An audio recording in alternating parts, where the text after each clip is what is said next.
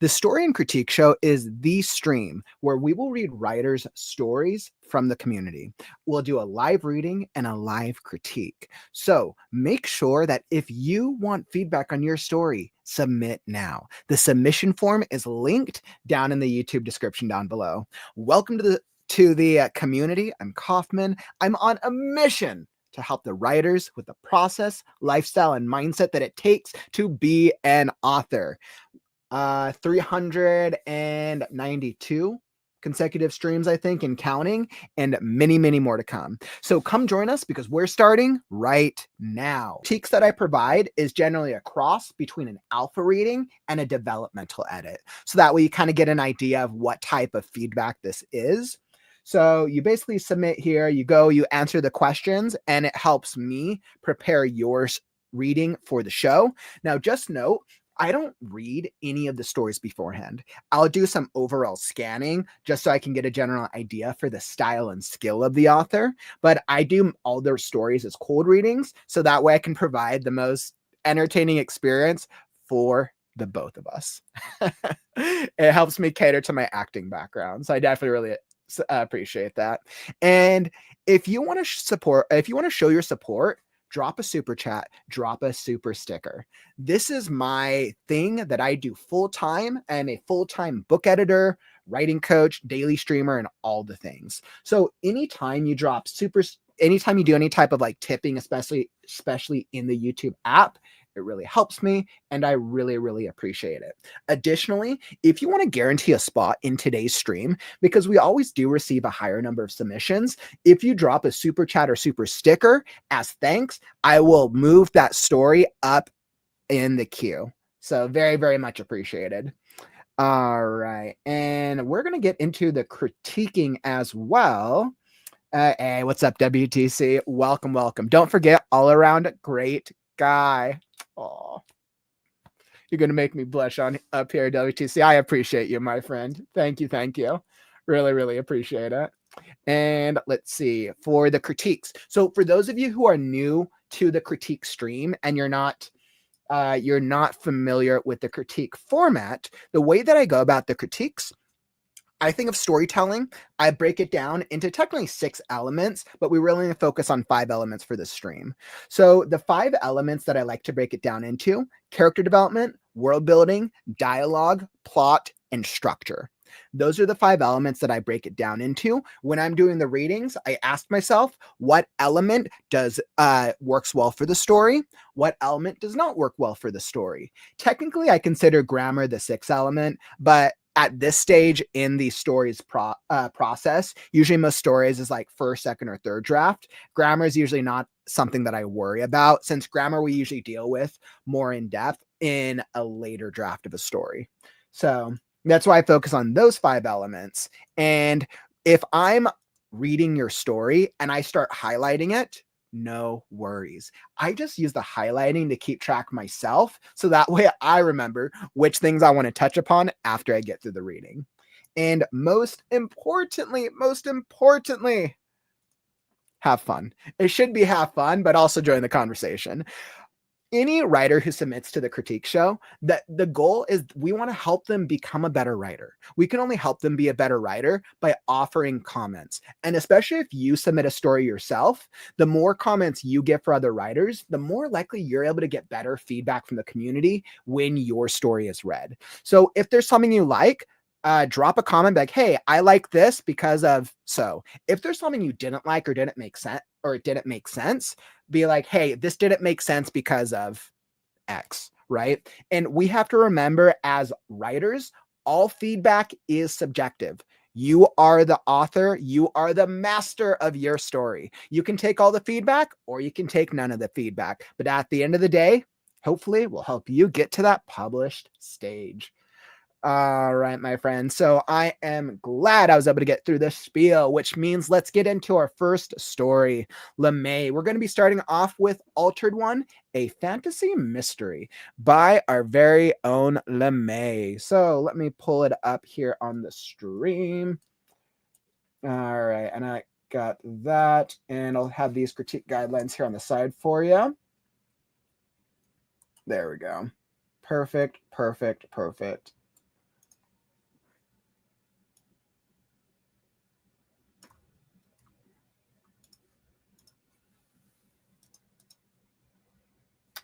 Okay. Let's see. I realize I do not have editor access on this. Let's see. I do not have editor access. I want to be able to do it. Okay, Lmae, if you're here in the stream, I need you to grant me editor access so that way I can adjust the story as I'm going through. So as such, because I don't have editor access, what I'll do is I'll move it to the next spot, and hopefully if you're in the stream, you'll be able to adjust accordingly. All right, so we will come back to Lmae's. Hopefully we can get that one in next, which means we're going to be switching up and going to the next one in the queue. Let's see, let me adjust that, which means we're going to be starting with Nils, Sonrise, Sonset, which is an experimental fiction. So let me pull this up, Sonrise, Sonset, which is an experimental fiction, and I am so excited to be able to get into. So let's see what we got today. So I know Nil said that this was something, Nil, I know you always like to try different things with your writing. Let's turn off Grammarly. We do not need it. All right. So we're going to be doing Sonrise, Sonset, and experimental fiction with our very own Nil. All right. And then let me look up the submission page. What to do we got here? All right, so Neil was saying this is experimental. The goal is to, let's see, you gave a little brief blurb, but we don't need to go into that because it's experimental. Is there any type of feedback you want? Google Forms, does the color experiment have any success?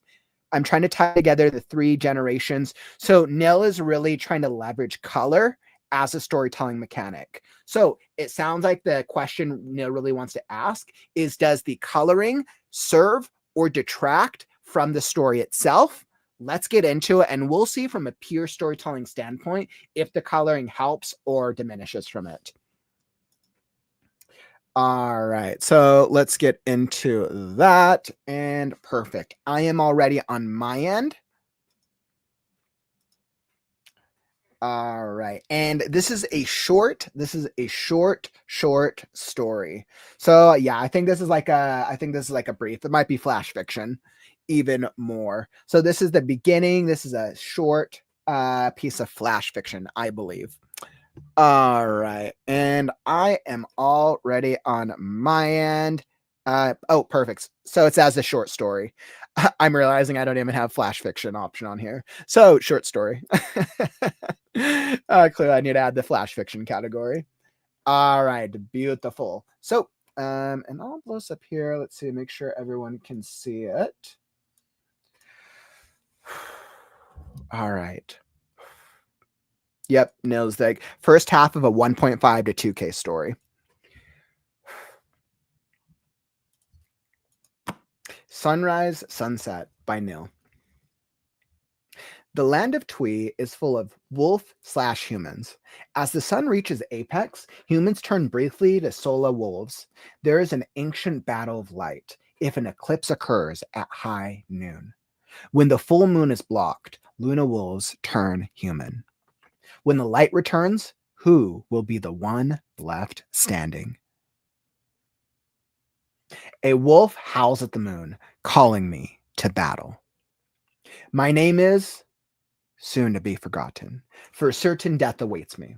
I wasn't selected for a grand reason, but was just next in line as the unfortunate leader of an outcast werewolf clan, the Soulless. As the sun approaches its afternoon apex, I feel the wolf transformation itching beneath my skin to burst out, the shunned mutation of our kind. I walk to the ancient fighting arena on time, moments before a solar eclipse. My human form stands no chance against a Luna wolf ready to tear me limb from limb. The more numerous Lunas let our clans live in peace if we honor tradition. Every time the sun and moon meet, a pointless death match occurs to determine the one alpha between the clans. Walking up to my position at the top of a grassy hill, I'm afraid, but will not allow my voice to quiver or my knees to shake, for my opponent can smell fear. A breeze blows across the the treeless hilltop and cools my naked chest. In the ground, there is a stone marker shaped like the sun, where many have stood before me, like my father on his last day alive. He was murdered and mangled when fangs sunk in his jugular and tore side to side. Every evening, nightmares haunt me from resting in peace. I was a teenager and never saw so much blood, as if a mountain spring burst from the earth. My father was stern, but always spent extra time training me to be a great fighter and even better man.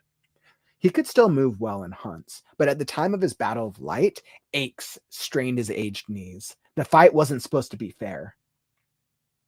From the elevated position, I looked down to see Jade in wolf form on the moon marker, cloaked in the shadow of a nearby forest. I always knew the Lunas would select the one who single-handedly can take out 3 armed goblins. My throat swells as I swallow the hard truth. The endless cycle will continue with my life and pass on to my son, unless the gods bless me with a miracle. No, I have strengths too. The high ground is mine. A reason to fight goes a long way. I will punch and scratch until my last breath so my son can grow up with a dad. If I can just survive long enough for the eclipse to reach totality, our forms will briefly switch for me to strike. A delusion of hope creeps into my mind. With hands cupped around my mouth, I yell over 100 paces below to reason with the beast. Jade, do we fight for pride or prejudice? Ego is death, and I do not feel the hatred for your kind that generations before us have instilled. Let us forge a new path together. I offer a truce to begin a new era of peace between the Lunas and Solus. Jade scratches the dirt, leans back, and howls, longer, deeper, and more terrifying than before. A chill straightens my posture, and I look towards the sky. The fight will begin when the moon touches the sun. My heart races as the celestial bodies rush towards each other. It won't be long before I'm just like the enemy. Across my chest is the leather strap of a water skin. Picking it up, I drink the customary beverage mixed with spirits for alertness, rain for hydration, and herbs for calming. It works before I finish sipping. The racing heart in my chest slows, and my thinking sharpens. Jade alternates growls and barks as drool drips off his fangs. Sometimes the bite cleaves a limb right off. Other times it hooks in, restricting the prey from escaping. I don't know which is worse. He paces, waiting to sprint toward the moment the fight begins. With my eyes closed, I see a series of 7 images in my mind of my son growing up year by year. I pound my chest several times to rile the adrenaline within. To ready my weapons, I jab in the air. The force of my strikes weakens as transformation approaches. Remember, attacking is foolish. Stall and make it to the eclipse by any means possible. I have speed, Dad didn't. I grew up to be like him, but we won't share the same fate. I practice dodging by lunging to land in a roll and jump up in a defensive pose. A twitch in my mouth tells me that change is starting. Fangs will soon replace teeth. Tingles in my back, ready my skin to release the inner fur coat. The transformation is always painful and incapacitating. Who changes first can make all the difference. From out of the woods emerge hundreds of wolves who form a semicircle around Jade. The whole village marches up the hill and stands in formation behind me. No one will interfere. They look up at the sky, ready to erupt at the final moment. I look away to focus and avoid the prying eyes of friends. Something thuds and wraps around my leg. Looking down, I see my son hugging me. Why did they let him come? He's too young. Love you, Dad, the boy says with his head back and a smile gapped from missing baby teeth. Kneeling down, I kiss his forehead with tears welled. He's all I have since his mother died during birth. I hand him my water skin. Go home, young cub, and think of me every time you drink from it. I love you. My jaw clenches in anger at the tradition that put me here. I do not want to take a life, but must see my boy again. Silence fell on the arena as everyone collectively gasped and held their breath. An unforgettable cacophony of snarls and cheers tell me the moon touched sun. When the moon is full, Luna Wolf kill. When the sun is high, Solar Wolf die.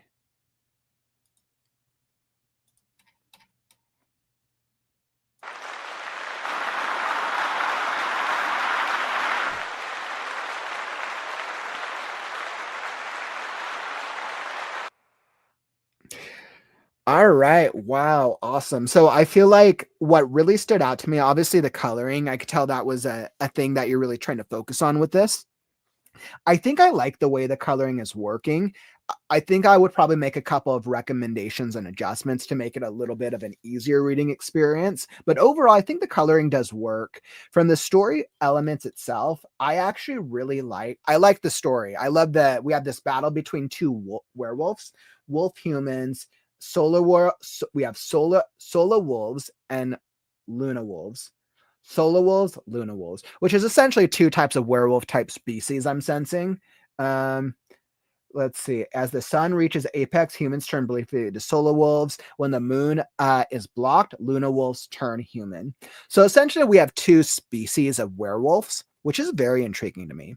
Now, I'm not super familiar with werewolf terminology and lore, but because when I think of the classic werewolf, I think of the moon comes out, we got a werewolf.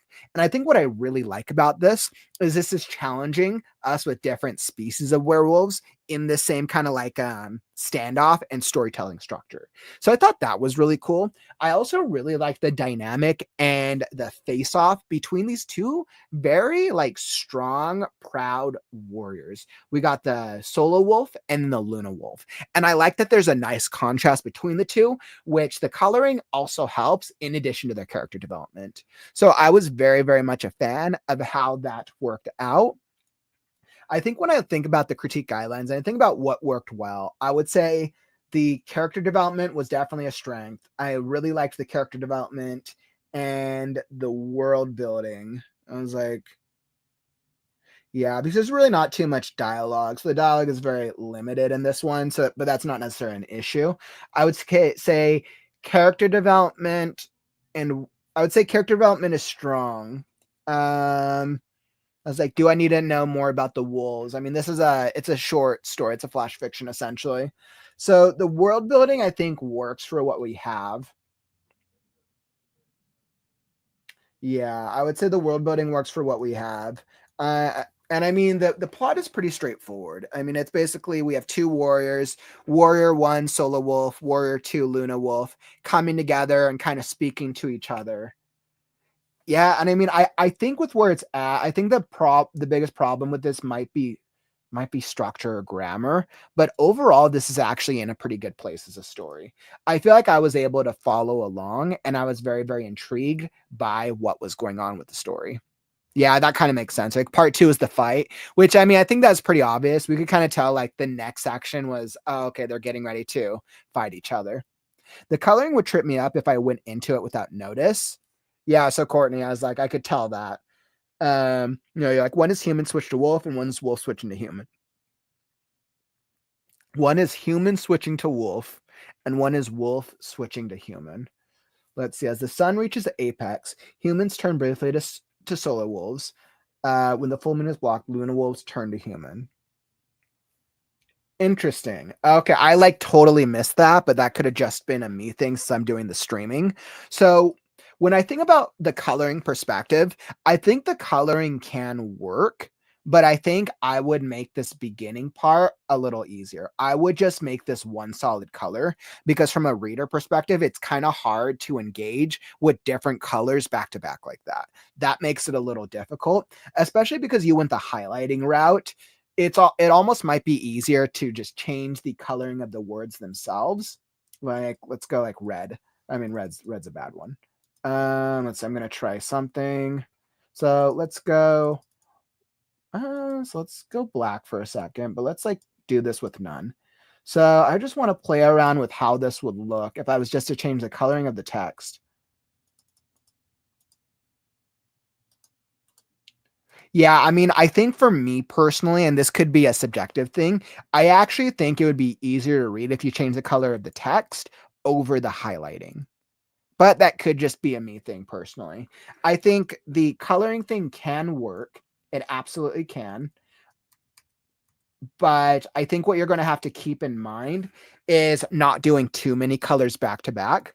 I think we got what, 1, 2, 3. And I get that you're kind of going for a vibe here. You're going from it's like daylight going to moon night. I think theoretically this looks cool, But I think from a reading perspective, it's hard for me as a reader to be able to kind of catch the words. So I think if you were going to do a color scheme, the way to go about this is you would want to create an image. You would want to create an image here that has like a quote, and then you could do the quote in the shades. And I think that's how you would go about it. So that way it's not affecting the reading experience.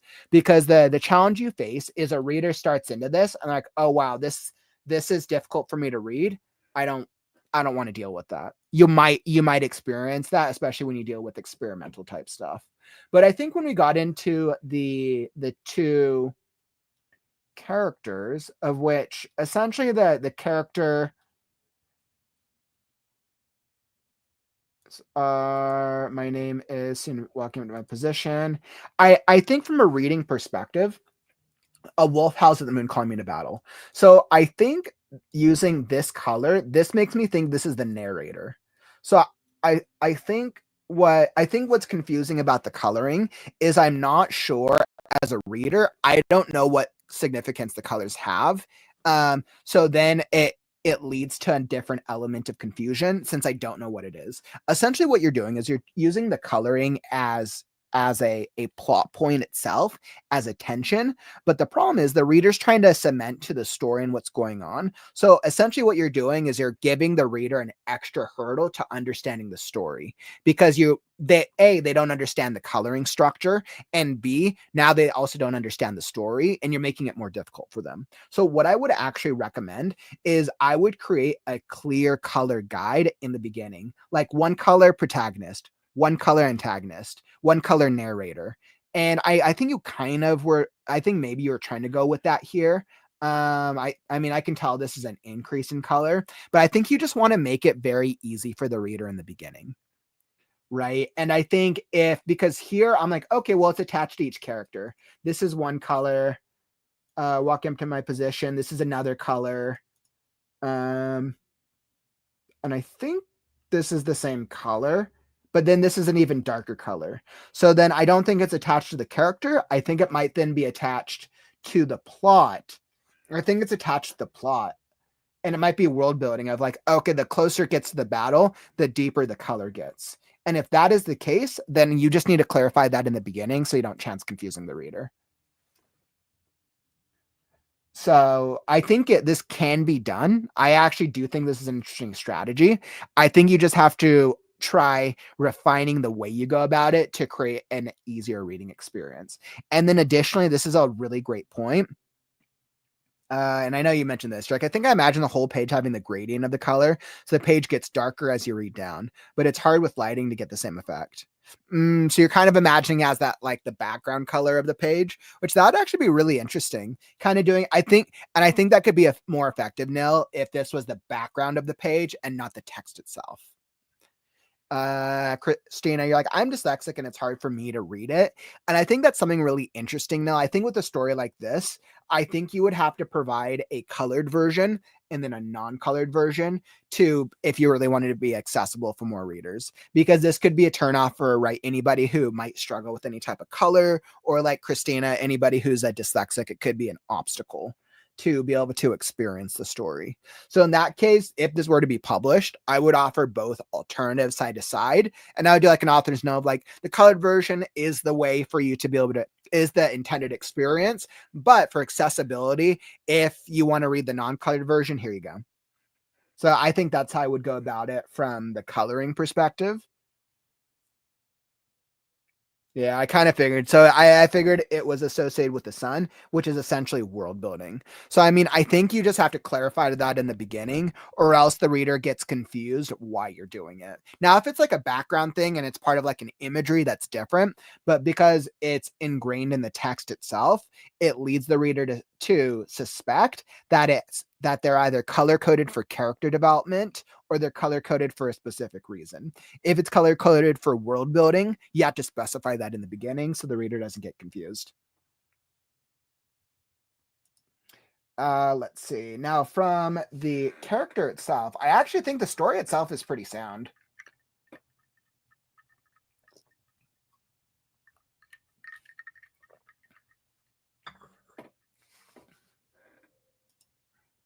And I actually really like, so once again, I think the character development was the strongest.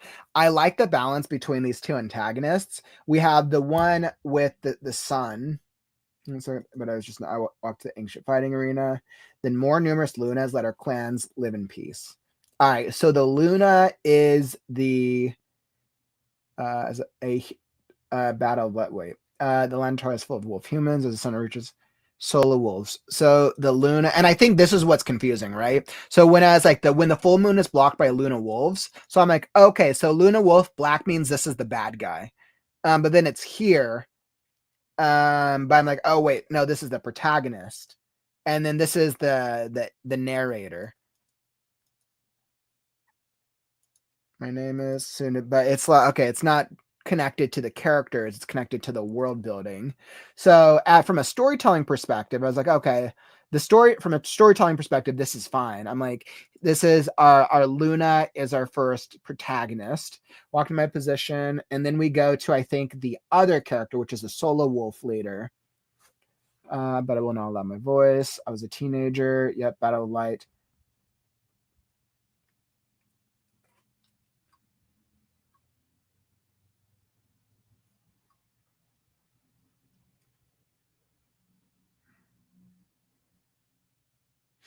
There's an ancient battle of light if an eclipse occurs at high noon. So I think what happened, Nell, is I almost missed all this because I was distracted by the color, right? So I was so distracted by trying to understand the color structure of it that I kind of missed the context of the meat of the story, right? So because I was trying to understand what the color scheme was, I actually missed this battle of light thing here, which is integral to storytelling, the Battle of Light, and once again, the story itself is super cool.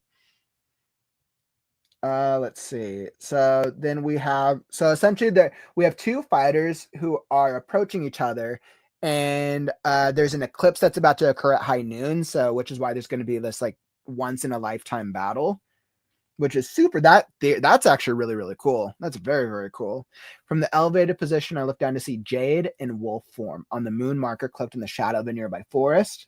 I always knew the Lunas would select the one who single-handedly can take out 3 armed goblins.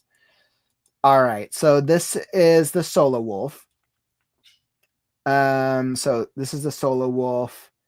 I look down to see Jade. So Jade is the Luna wolf. So then this is Jade. Jade's the Luna wolf. Then this is the solo wolf. Okay. So solo wolf, Luna, and that I think that I picked up on. They kind of alternate back and forth.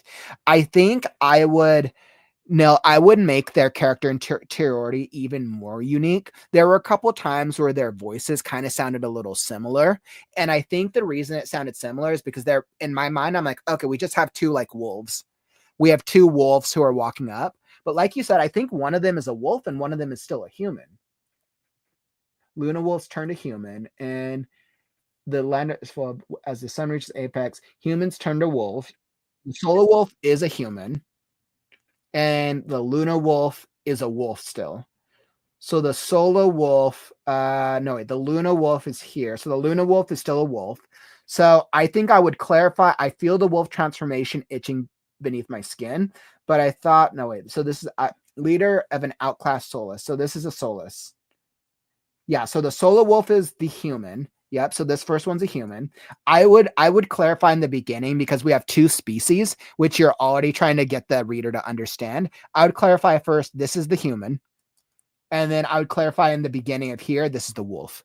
And I think that would help differentiate the two characters even more. And then like the character development is great. So character development is great. And now we go back down to the human. Is looking down to see Jade in wolf form, which is cool. Okay. I always knew Lunas. And the fight itself is cool. So I think whatever you can do to continue to further differentiate, we got the human who's not yet a werewolf, and then the werewolf who is not yet a human. I think you want to reintegrate, or you want to reiterate that as much as possible. This dialogue is cool. I actually like this dialogue a lot. This dialogue's well done. My only problem with the dialogue is he says it here, but then Jade doesn't respond to it. So it's like, then I kind of got confused. I'm like, well, wait, if he just said here, why didn't Jade like, and I mean, I guess this goes into my question, can wolves talk? And I think that's kind of part of my lack of understanding. I don't know. Is this a world where wolves can talk, or does he just howl? I think regardless, you have to have Jade respond to what's being said. Jade scratches the dirt, leans back and howls, longer, deeper, more terrifying than before.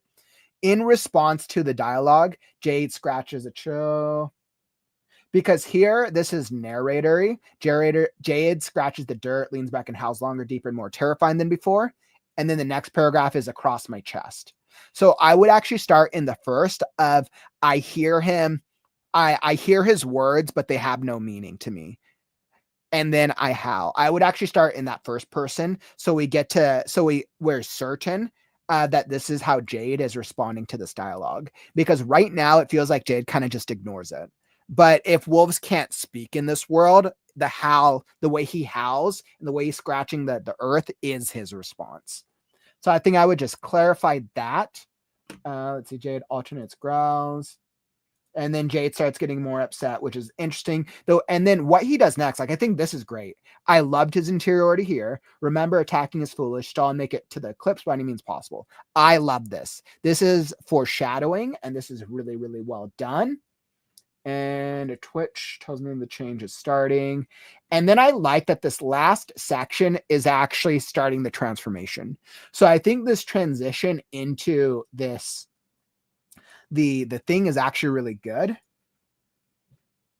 And then we have the little boy coming up here to be like, Dad, I love you. Don't do this, basically. And I think that actually works out well.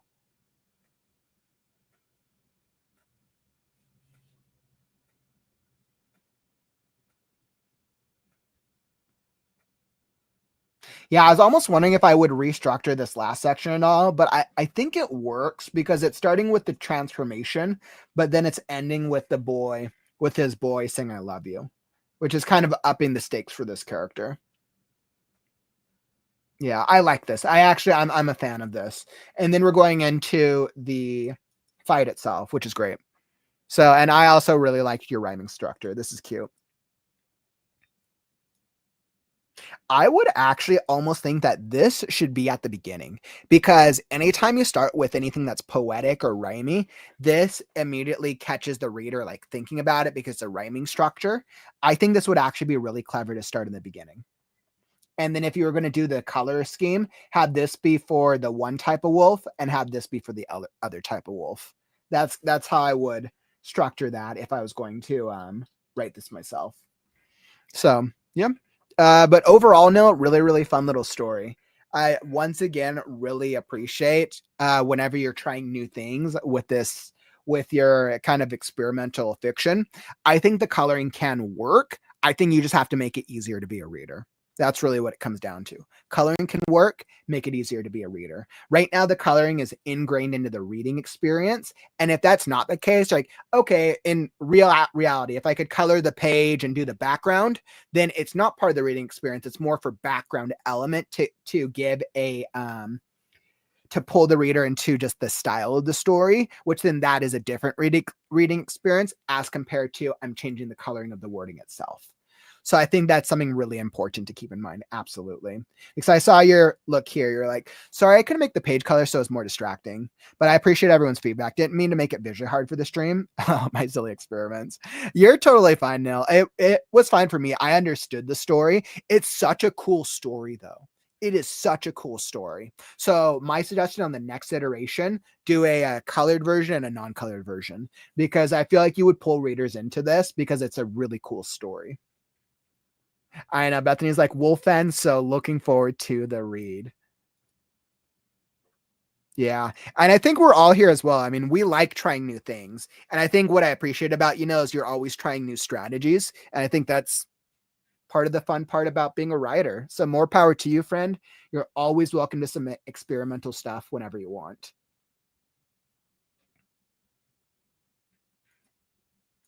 Yeah, I kind of figured that. Like the narrator is human, so the Luna Wolf is Jade and not talking.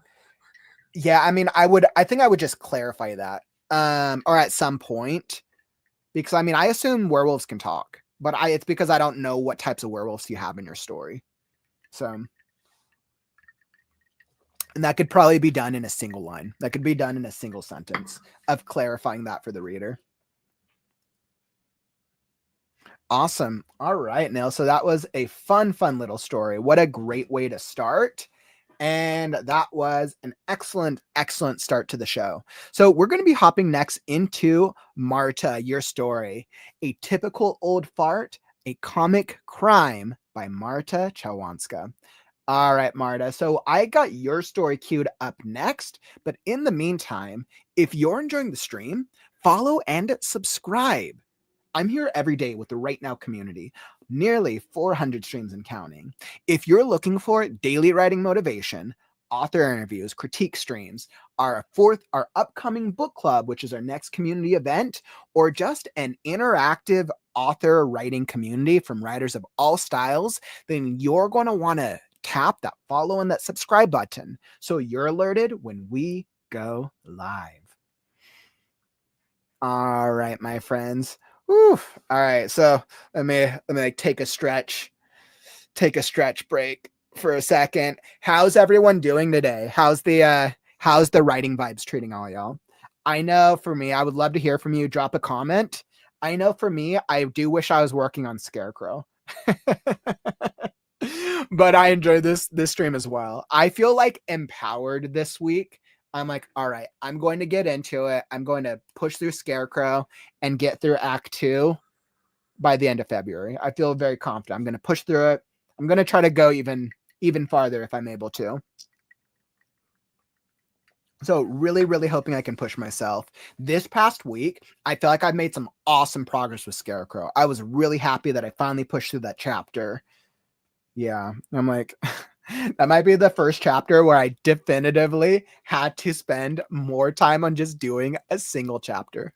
That was definitely like the first time I had to spend way more time doing a single chapter of Scarecrow. But I'm like, all right, I finally get to play around with my next character, Pebble the Pixie.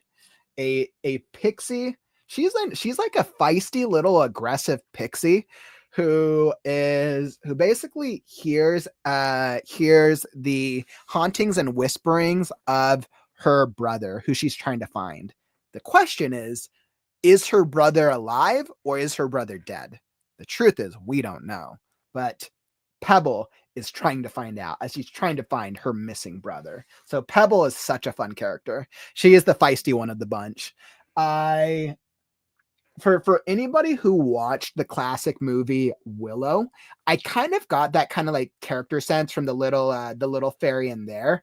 I kind of like that. I wanted to have like an aggressive, kind of like fun, aggressive, more like straightforward personality type who's like, let's just go fight them and punch them in the face. And that is definitely Pebble. So I'm very happy. But we'll get to do some more writing streams tomorrow.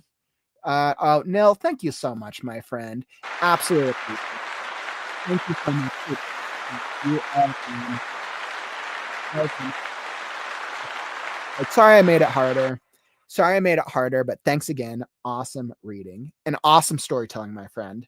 Absolutely awesome storytelling. That was such a fun little reading experience. And I always enjoy diving into your stories because it's like, it really, I feel like I'm always trying something new with you. And I think not all writers do that. They're not always trying to do something new. And I think that's what's fun about your storytelling. Like for me, I'm not trying to do new writing things in each, when I'm telling a story, I'm trying to tell like a new type of story, but it's because goals are different. So that's what I really appreciate it. Bethany, like vibes are going in my writing, got new story idea, and I want to get on my fantasy romance. Yes, that is the vibe, which is what's up, Bethany. I'm glad that you're making progress with your storytelling, especially when we have to take a break for a while and then we come back. I always feel so motivated when I get back into the writing mindset. Courtney, you're like, I am enjoying editing, which I didn't think I would. Yes, you're like, yes, enjoying editing. I approve of this message because I know so many writers out there detest editing. So I'm very happy, Courtney, that you're enjoying the editing process. I want Pebble stickers. Oh man, Bethany, I know you've been with the community for a little while, and I know you've already seen some earlier versions of Pebble. So you're familiar with our Pebble, a little bit more Pebble's backstory. I was like, yeah, Pebble is a fun character.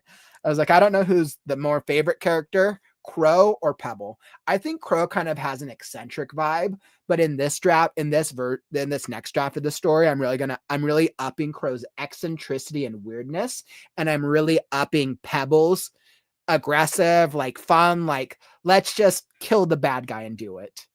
Oh, Lmae, by the way, I had your story queued up. I need editing access, and perfect, you fixed it. Perfect, you fixed it. So I'll hop into your story next, Lmae. Thanks for getting the editor access.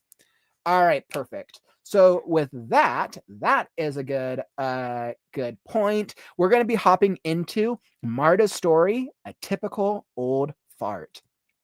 A Comic Crime by Marta Chowanska. All right, so let me get this queued up here. Marta, whether you're watching live or on the replay, I know I saw you in the stream earlier. So this is a comic crime story, and let's see what we got. And once again, don't forget to submit a story. For feedback, the submission form is down in the YouTube description.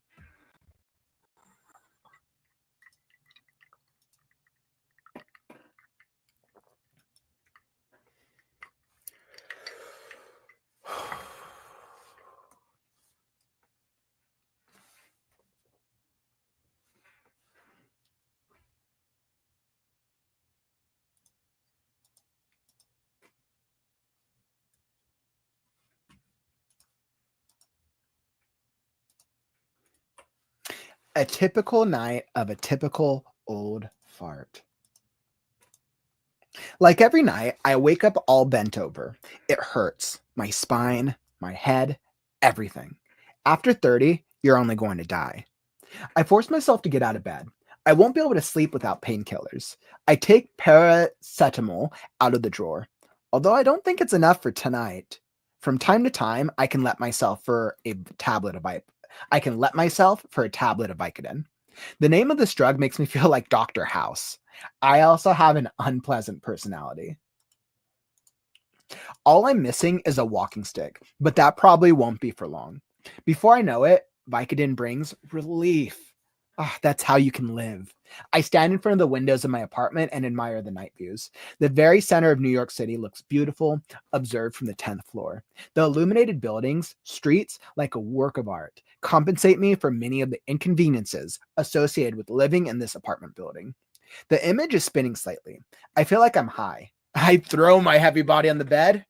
8 hours of sleep is essential. Bloody idiot. He must be murdering someone next door again.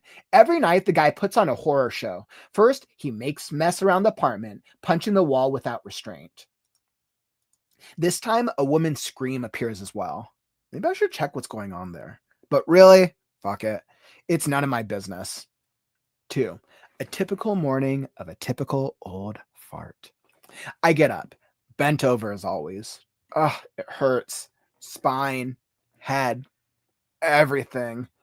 After 30, you're only going to die. Vicodin allowed me to rest a little better that night. I look in the mirror. Unshaven mug, not having much time. I just wash my face with water, dry it with a rough towel, and get ready to go out. A suit and an elegant coat hide the true face of a typical old fart as me. On the staircase, I feel the very familiar smell of damp and mustiness. While waiting for the elevator, a madman from apartment behind my wall approaches me. "Hello, neighbor," he says, proceeding with a monstrous smile. A psychopath, I have no doubts. "Good morning," he repeats. I am not deaf yet.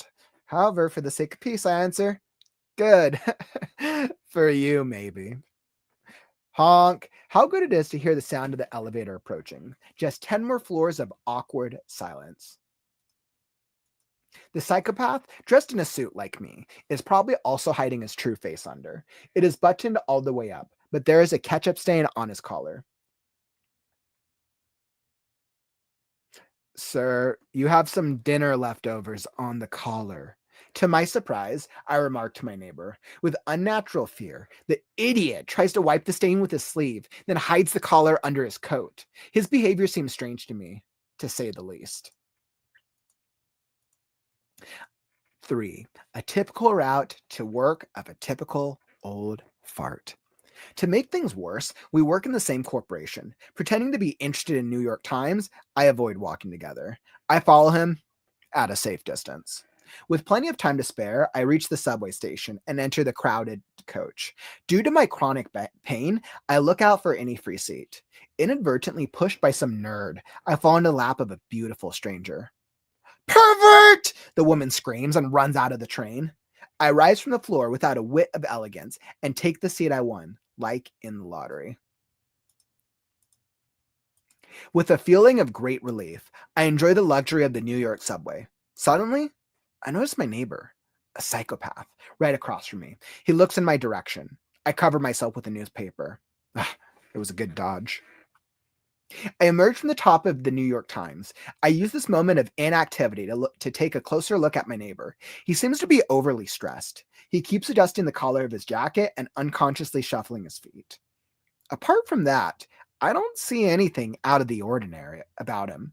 After leaving the crowded subway, unfortunately, we bump into each other. A folder of documents falls out of my neighbor's hands, showing uncharacteristic for me politeness. I reach out for the documents to hand them to the man. Without a moment of hesitation, he knocks the papers out of my hands and throws himself on the ground to pick them up alone. Surprised by his reaction, I look at him suspiciously, and he gives me a hostile look back. 4. A typical day of a typical old fart. When I enter a branch office, I try to at least give the impression of being enthusiastic. It is not appropriate for a team manager to come to work as if it were a punishment. Good morning, boss! The naive, blindly staring interns greet me in a seductive voice.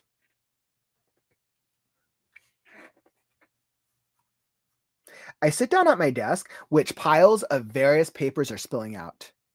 Where's my assistant? I shout at full volume. She may be pretty, but not suitable for this job at all. Irritated since the morning, I take a pile of documents, throw them to the interns, and politely ask them to take care of it. I can tell from the expressions on their faces that they will gladly do it for me. In the meantime, I will try to find out where my assistant has disappeared to. Out of the corner of my eye, I see the elevator closing. I run up, cursing my aching knees. I rush inside at the last minute. I look up and my eyes meet the psychopathic neighbor who has been haunting me since this morning. I can't explain it rationally, but there's something incredibly disturbing about this guy. Have you seen Emily? I start. Yes, that means no. He quickly corrects himself, but there's a distant stutter in his voice. Yes, but, oh, yes, that means no. He quickly corrects himself, but there's a distant stutter in his voice. I saw her. I saw her, but it was yesterday. I must have mixed something up. Sounds like the psychopath is awkwardly explaining something he doesn't have to. I'll take that into consideration, though. Mommy always said, only the guilty explain themselves. I get some information from the concierge on the ground floor of the building. It looks like the assistant didn't show up for work today, which means I'll have to do all the work myself. Blah. Discouraged, I go back to my floor. On the way, I pass the IT department, where the sick guy works. Something tells me to stop here for a moment. 5. Psychopath. Luckily, my presence here doesn't surprise anyone. I'm a highly respected corporate employee. Hi! Carrie's voice suddenly tears me out of my reverie. I can't remember the last time I was so scared. Hi, Carrie. Are you okay? Carrie makes me different, more human-like. Only she can sow the seeds of happiness in me in the face of all this hopeless life. Finding myself in the IT department is one thing, but sneaking into the psycho's desk is another. I know exactly which desk it is. The opportunity is perfect. In his absence, I quickly browse the contents of the computer. I just came across something disturbing. I don't really know if it's something I wanted to find. This damn sucker has access to the dark web on his work computer. I click on the saved bookmarks. I freeze, stunned. I can't believe what I'm seeing. Cannibalcommunity.com. Eat me, I'll eat you.com. What kind of sites are these? This is some fucked up Tinder for cannibals. Eat me, I'll eat you? Oh my God. Can this be true? 6, an unusual evening of an old fart. I'm sitting alone, an old bachelor with a glass of whiskey. I couldn't have been given a more colorful life by fate. Still scared by today's discovery, I listen more closely for any sounds behind the wall. Silence. Deadly silence. That I also happen to live next to such a psycho. Tonight, I probably won't be able to sleep a wink. If so, then I can plan my time productively in advance. First of all, I make it my mission to cut off the claws on my ugly feet. I hate doing it. Just like taking a shower or brushing my teeth. I'm bad at hygiene, but at least I wouldn't get eaten by any cannibals. Bang! At that exact moment, I hear the noise behind the wall. Before I can gather my thoughts, another thud, one after another. In my head, I only have a vision of a psychopathic murderer and cannibal behind the wall. My sick imagination is giving me disgusting morsels. If only I weren't such a coward. I'd gladly go check what's going on there. For now, I decide to sweep the trash under the rug and not interfere in matters that aren't my business. I put on my headphones. Hello, this is your personal virtual assistant. Assistant! I blurt out suddenly. I had completely forgotten about her. Not only out of concern, but because I need her. I decide to call. Slightly tipsy. I don't see anything indecent in calling a woman at such a late hour. I dial the number and wait. One signal, second signal. Suddenly the phone rings behind the wall. Oh my. I hope it's not what I think it is. Maybe it's a coincidence. A simple coincidence. Just to be sure, I dial the number again. Shaking with fear, I wait. The phone rings behind the wall again. 6, 7, confrontation. This time, without thinking much, I run out of the apartment. However, I retreat. It's better to take a knife with me. The door is locked. I hit as hard as I can. To no avail, a fire extinguisher. That's an idea. Determined, I hit the door as hard as I can. A slight dent. I take a run up and rush into the neighbor's apartment. However, instead of Emily tied up with ropes and a psychopath with an axe, I am struck by a completely different sight. My eyes meet the neighbor's slimy, pale ass, and Emily hastily covering herself with a sheet. Emily, I ask, is everything okay?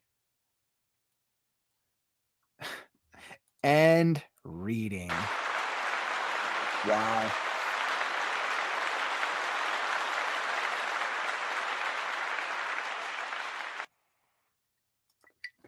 Wow, Marta, that was a really great comic. That was a really great mystery story.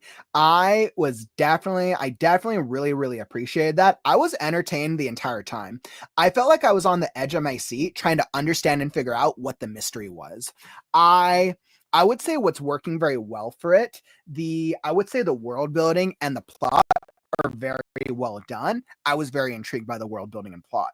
I wanted to know at each step of the journey. I'm like, okay, is the typical old fart, is he just like a crotchety old, I mean, he's only in his 30s, right? So he's basically an early 30-year-old who considers himself like a 70-year-old, which is really actually there's an irony. So you're kind of setting that up with this kind of like undertone of comedy in the beginning, and then assuming that his next door neighbor is a psychopath.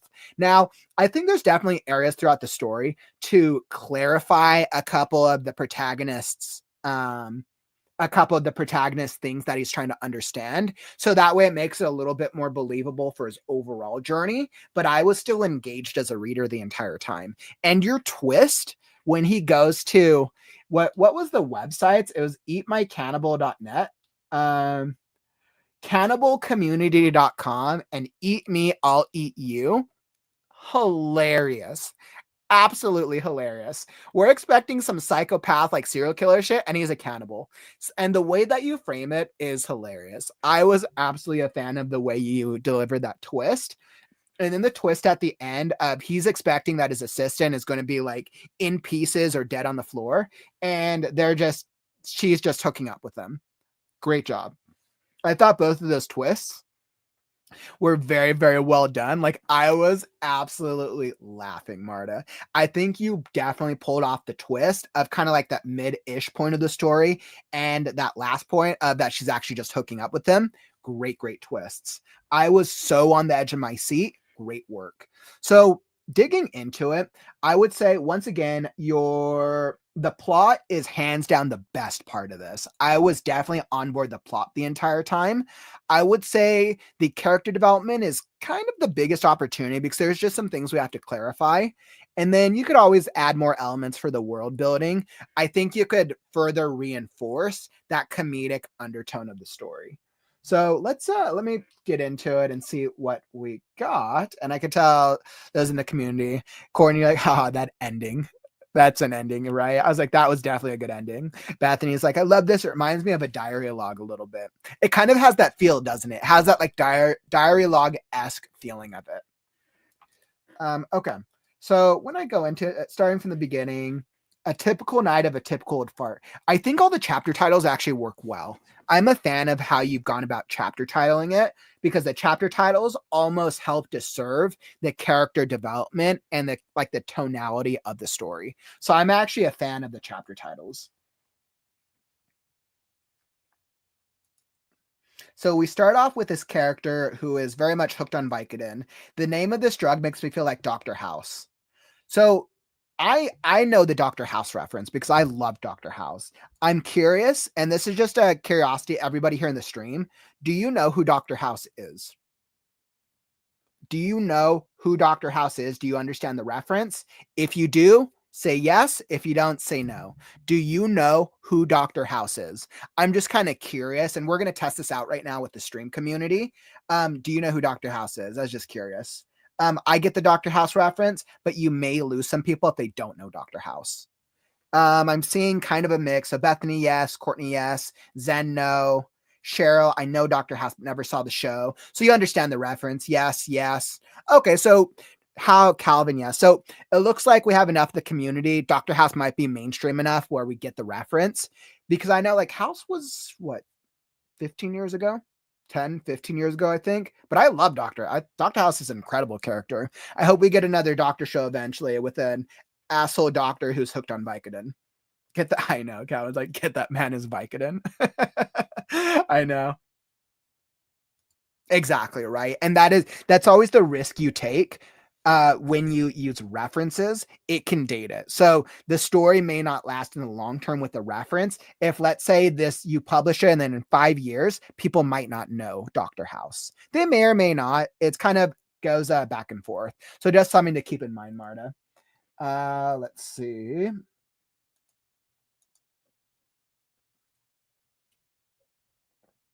Hey, what's up, Emma? Welcome, welcome. Appreciate you, my friend.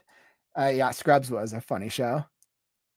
Yeah, I was able to pick up on that too. Anybody who's aware of Dr. House's character progression recognizes some similarities in the character here. Yeah, the concept of the show House is it's about a doctor who's basically he got into an accident and his leg had to be nearly chopped off, but he refused. The muscle died. So because they saved the leg, he lives every day in pain. So he's basically a Vicodin addict. But he is a brilliant doctor and he's an asshole, but he solves the cases. So that's why they let him get away with what he does. The image is spinning slightly. I feel like I'm high. Yeah, so I mean, I think you did a good job of setting the character setup is great. This bloody idiot, I would create a sound first because this threw me off for just a second. I was like, bloody idiot. Oh, is he talking to himself? You explain it next. I would use some dialogue of like, and now the killer strikes, right? I would do a piece of dialogue or do a sound effect. Thud. Thud. I'll get you now.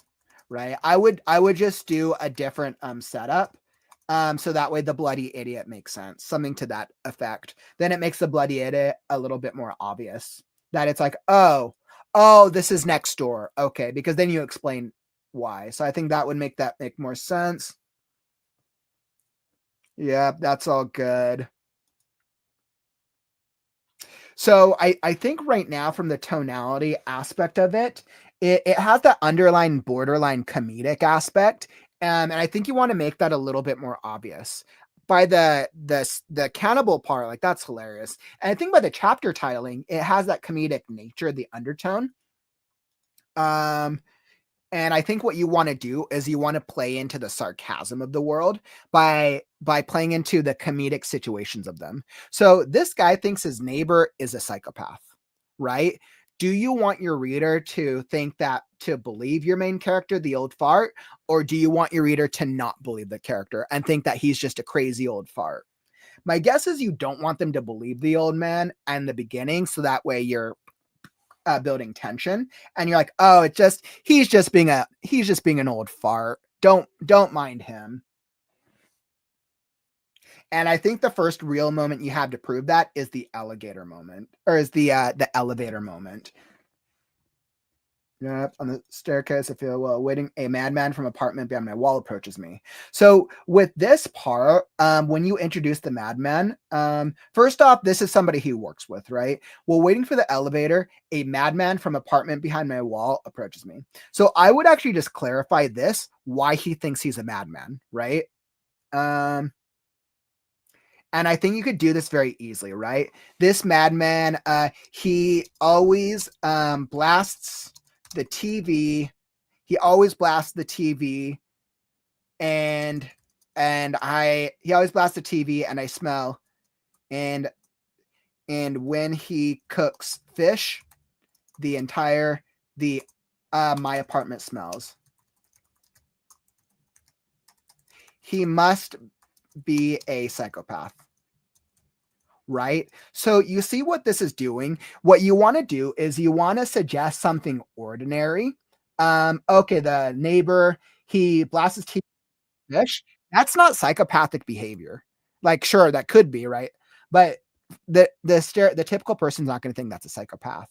But our character thinks he's a psychopath. So that means, oh, our character is unreliable. Oh, that's kind of funny. So our character blows things out of proportion. So what you want to do is you want to highlight the moments where our character blows things out of proportion. That adds to the comedic nature of it, and that will push even more of the moments later on in the story when he gets to cannibal.com and you're like, what the heck?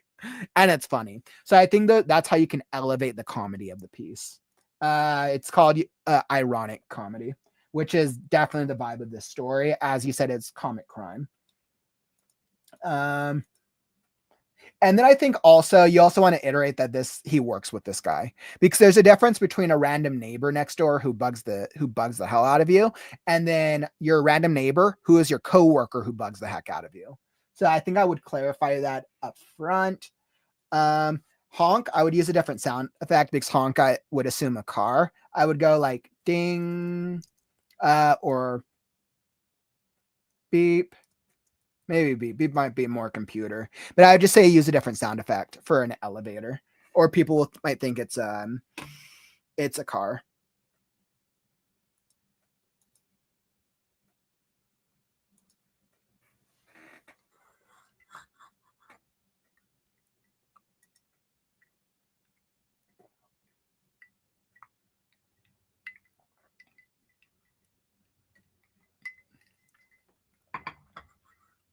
And I highlighted this. I think if you play into the fact and you make it clear to the reader that the narrator is unreliable, then when he says things like this, his behavior seems strange. We'll be like, oh no, the neighbor's behavior is fine. It's just our narrator is a typical old fart. He's just overreacting.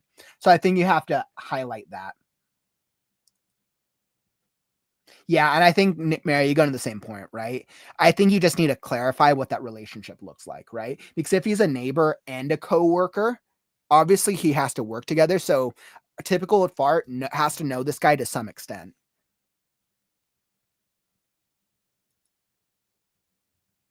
Like, this story has a lot of short sentences. Is this preferred?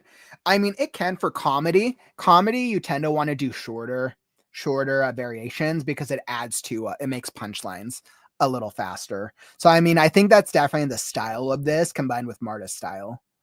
So Yeah, I don't think there's a right or wrong way with doing shorter sentence structure, but I think it does serve comedy a little better. Let's see. And then pervert.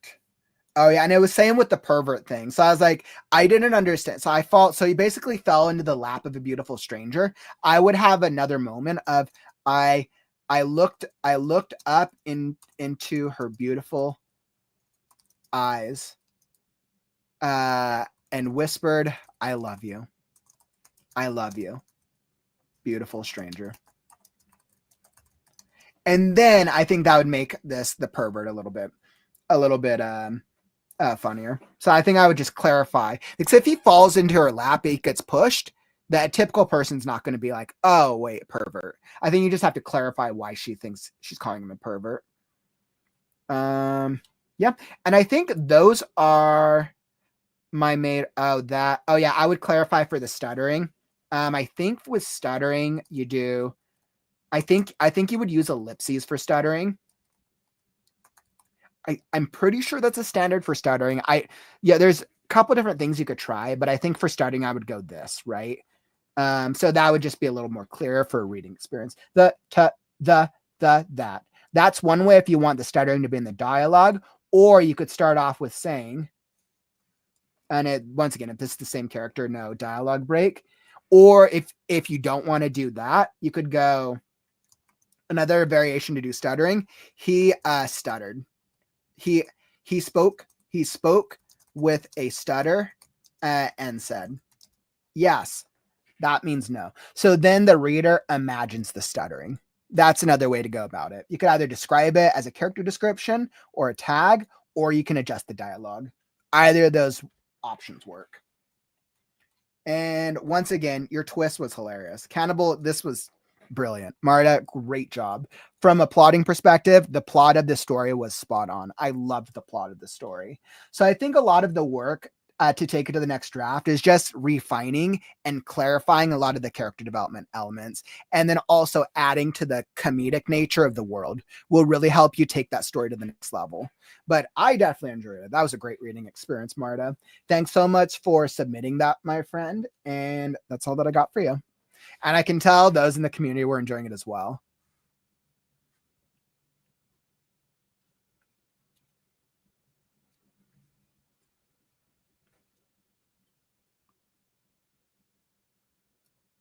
Yeah, I was like, I think she needs to think a bit more about how he acts around him or when he thinks the neighbor is around, which he could. I think if you set up in the first chapter that the narrator is unreliable and that he's basically just kind of in his own world, I think it makes the other moments make sense. Because I'm pretty sure from the reading, like I think it's supposed to be intentional that he just he overreacts to things and he doesn't really care about the way he comes across. I think the setup for the character has to be clear.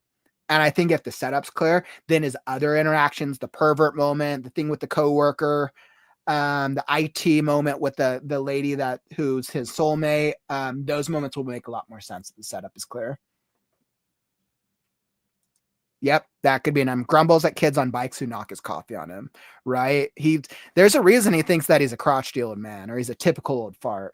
So absolutely agreed, Marta. Really, really great work. All right, onwards and upwards. So that was a really fun one. I always love the balance of doing different types of stories, which means now I should be able to get to Lmae. So Lmae, I've got yours queued up again. I'm going to be hopping back into your draft for the next round for our next story. And for those of you who want feedback on your story, whether we get to it today or on the next critique show, make sure to submit. The submission link is down in the YouTube description down below. I was like, I think I saw some more come in actually. Yep, I saw a couple more come in.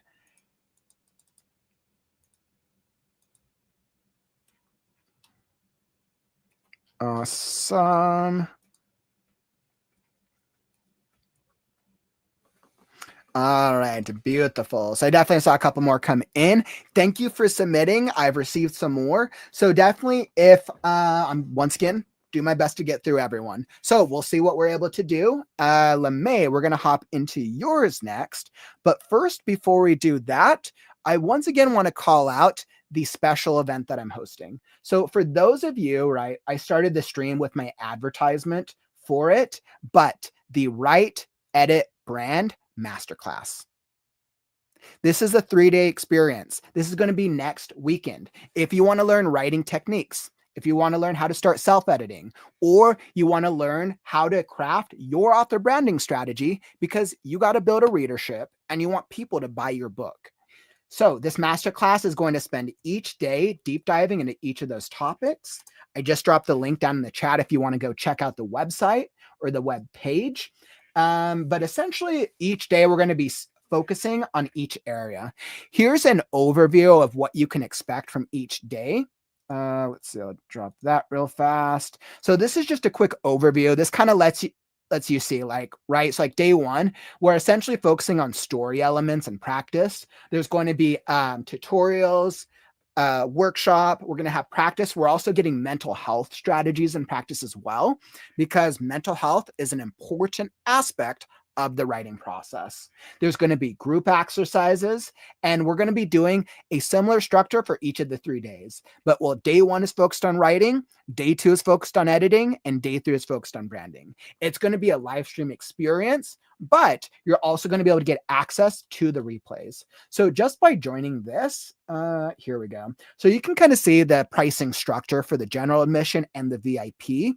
What you're getting for each of the days, you're getting the 3-day live sessions, right? So for the general, you're going to be getting digital worksheets. You're going to be getting the replays. So you can watch it, even if let's say you're like, hey, one of the days I'm busy, you'll get access to the replays. You're going to be getting a workbook, which includes digital tools for each of the 3 areas that we're practicing on. In terms of the writing process, editing, and author branding, you're also going to be receiving a certificate for completing the masterclass. You will officially have a certificate for completing a creative writing class, which is perfect. So for those of you who haven't taken a creative writing class, this is awesome. There's going to be interactive activities, mental health stuff, and a live Q&A.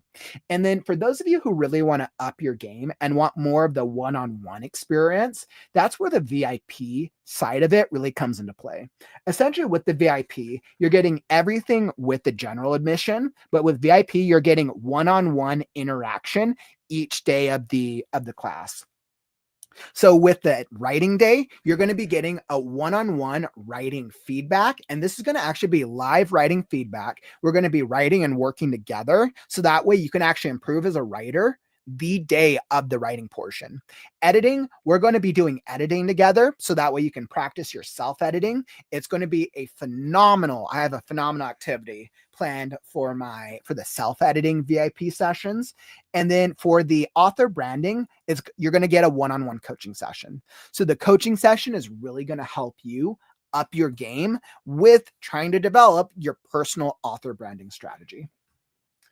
All right, perfect. And this just goes into some frequently asked questions. So I just wanted to make sure to highlight the masterclass, since that's going to be next weekend, which means it is right around the corner, my friends. So make sure to go sign up if you have not done so already. All right, beautiful. Whew. Okay, so with that one out of the way, we are now hopping into Altered One, a fantasy mystery by our very own Lmae.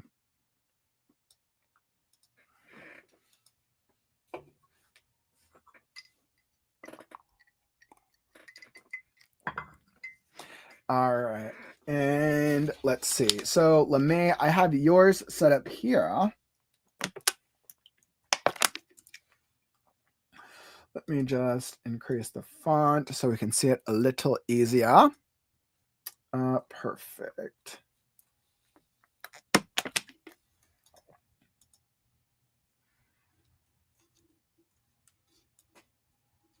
All right, beautiful. That should be awesome. Okay.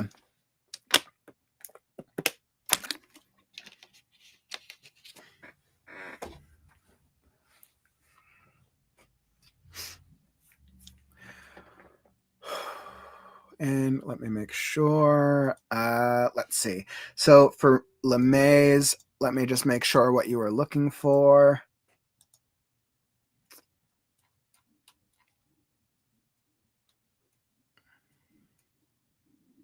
All right, it's like, hello, I want to know if I improved the first chapter.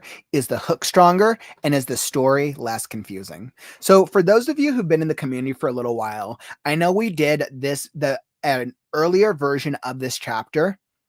I want to say it was on, I don't know, maybe 5 to 10 critique streams ago. I think it was in the 20s. I'm pretty sure it was in the early 20s when we did a previous version of this chapter. So let's dig into it and see what we got. We'll definitely try to help you out, Lmae, and see if we can get you some solid feedback. And so you guys know this is the beginning of a novel, which, yeah, this is the beginning of a full-length novel. All right, perfect. I am all ready. Let's hop into it.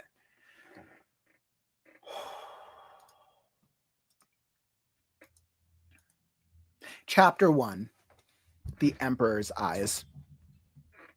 Before weavers can receive their apprentice licenses and start their careers in the arcane art of manipulating Aether, the master of all elements, they must swear an oath of service, that they will love the empire, defend the sovereignty of the emperor, and make war against his majesty's enemies without mercy, that they will not abuse their gifts by perverting the laws of nature, but instead seek and share knowledge among their fellow weavers in order to advance the empire. Under no circumstances they should perform their duties as a weaver if it goes against the laws of the state. They must uphold the greatest professional standards by promising not to cheat or take advantage of their clients, and they must refuse to allow bias or the influence of others to sway their professional judgment. For this is an honorable profession, graced by heaven and for the sole benefit of the empire. To break any of these laws is an act of high treason that can be punishable by death. However, what are laws if they aren't enforced? But only the wishful musings of the delusional old men who wrote them. Thus, the endless struggle of the aetherless inquisitor in an empire ruled by those gifted by powers that can defy the laws of physics.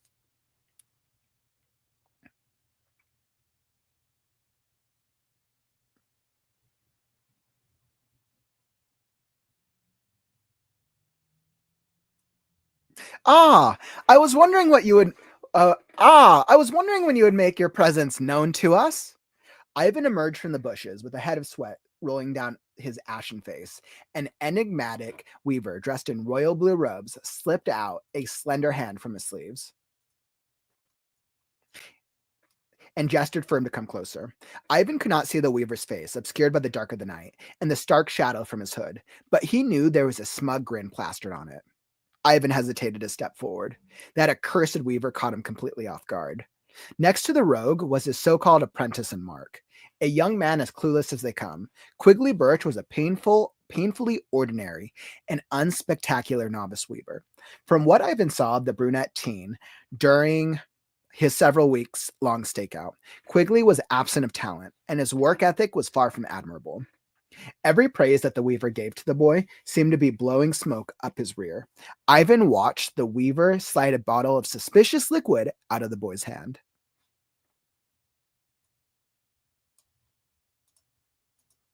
Quigley remained frozen in place, stark-eyed and confused. The boy was probably picked for his naivety. Manipulative scum. Quigley looked up at his master with his large brow-line glasses. Mr. Sable, you knew he was here the entire time? Of course. He was skulking around here for a few weeks. Ivan grimaced and pondered when slipped up. He thought he was quiet enough. After adjusting the cuffs of his black pinstripe shirt, he left the tree line and slowly entered the secluded glade of the golden pine forest. The sun sank down into the horizon a few hours ago, covering the osier leaves of the trees with all-encompassing darkness. The glade's only light came from the cool rays from a pale moon and its brigade of stars. Quigley shrank behind Sable. He was stalking us for that long. Yes, I simply did not say anything because he never bothered us, and I assumed that he was a little skittish. Sable capped the bottle with his thumb and eyed Ivan as he approached them. Greeting, Young Inquisitor. Inquisitor! Quigley's heart nearly leapt out of his throat as sweat peeked from his pores.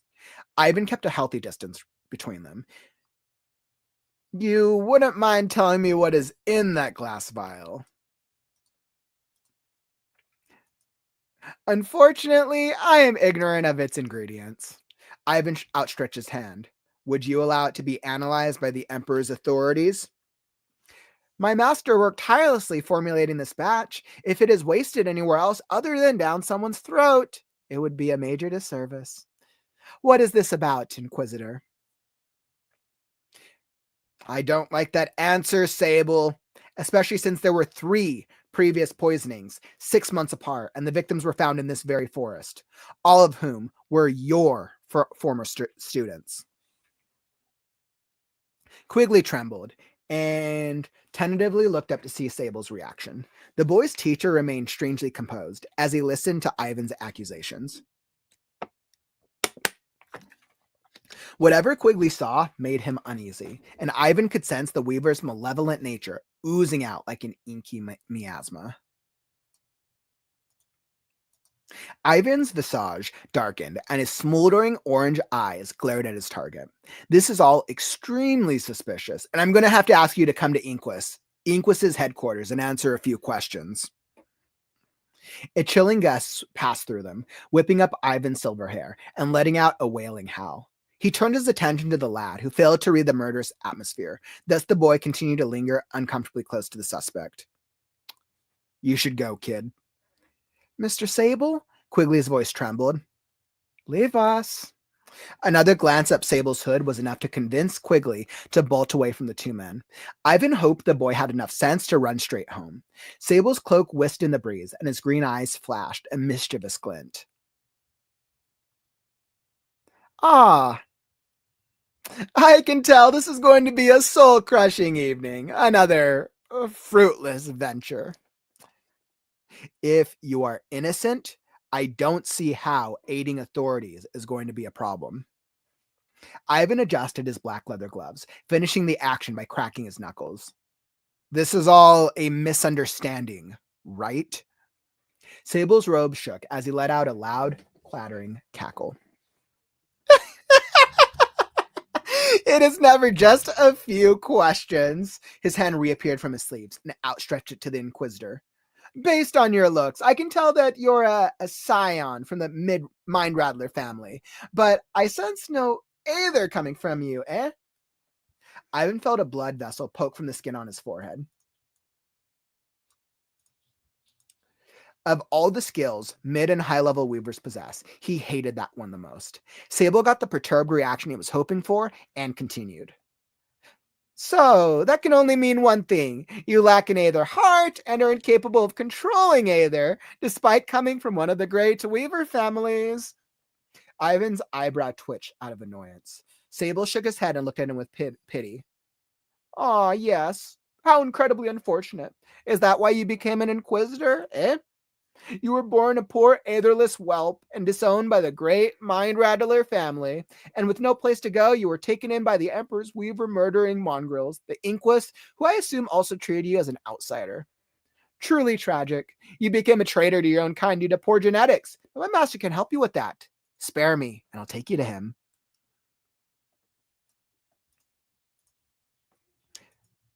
The only traitor here is you, Rogue Weaver. Ivan bared his teeth. You were blessed with great talent, and you dare abuse it to manipulate the weak and foolish? Did your oath of service mean anything to you? Sable laughed. If you think any respectable weaver is content at being one of the Emperor's dogs, you are delusional. I found someone better to serve, a greater calling.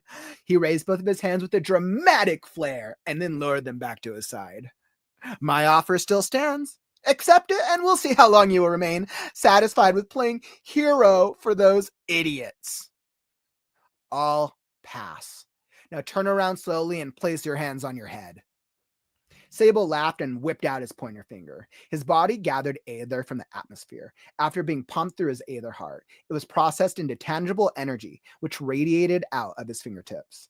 An ominous purple light glowed from his finger, but before he could act any further, Ivan already shortened the distance between them and threw a bone-crunching punch. The weaver shielded his face with the back of his forearms and immediately regretted when Ivan's hard-knuckle gloves made impact. Ivan hurled another jab. The weaver dodged and began to draw a simple square pattern in the air, only to be roundhouse kicked in the gut by Ivan. Sable gritted his teeth and winced in pain. Such unrefined barbarity! He landed on his back and retreated by rolling, only to be stunned by another one of Ivan's unforgiving punches, connecting with his jaw and drawing blood after rising.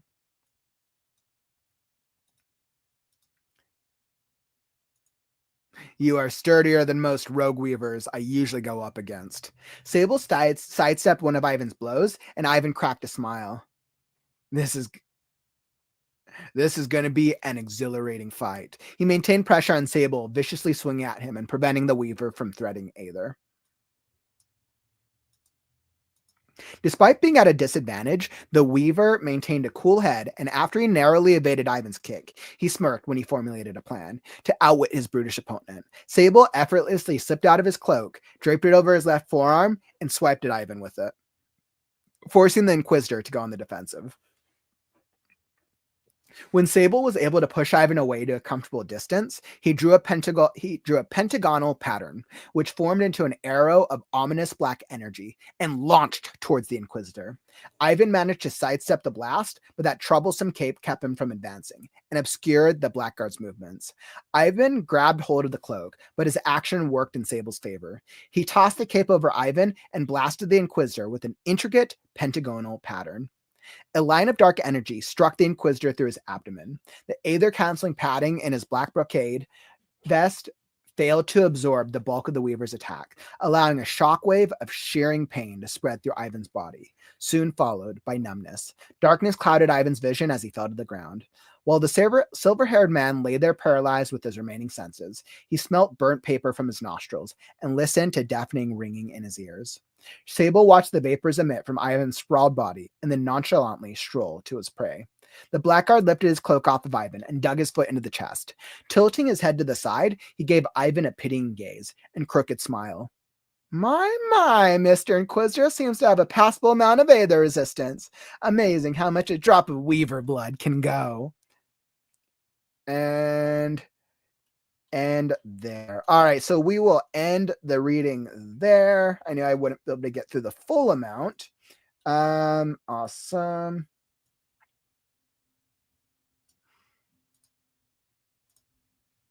All right, and let's go.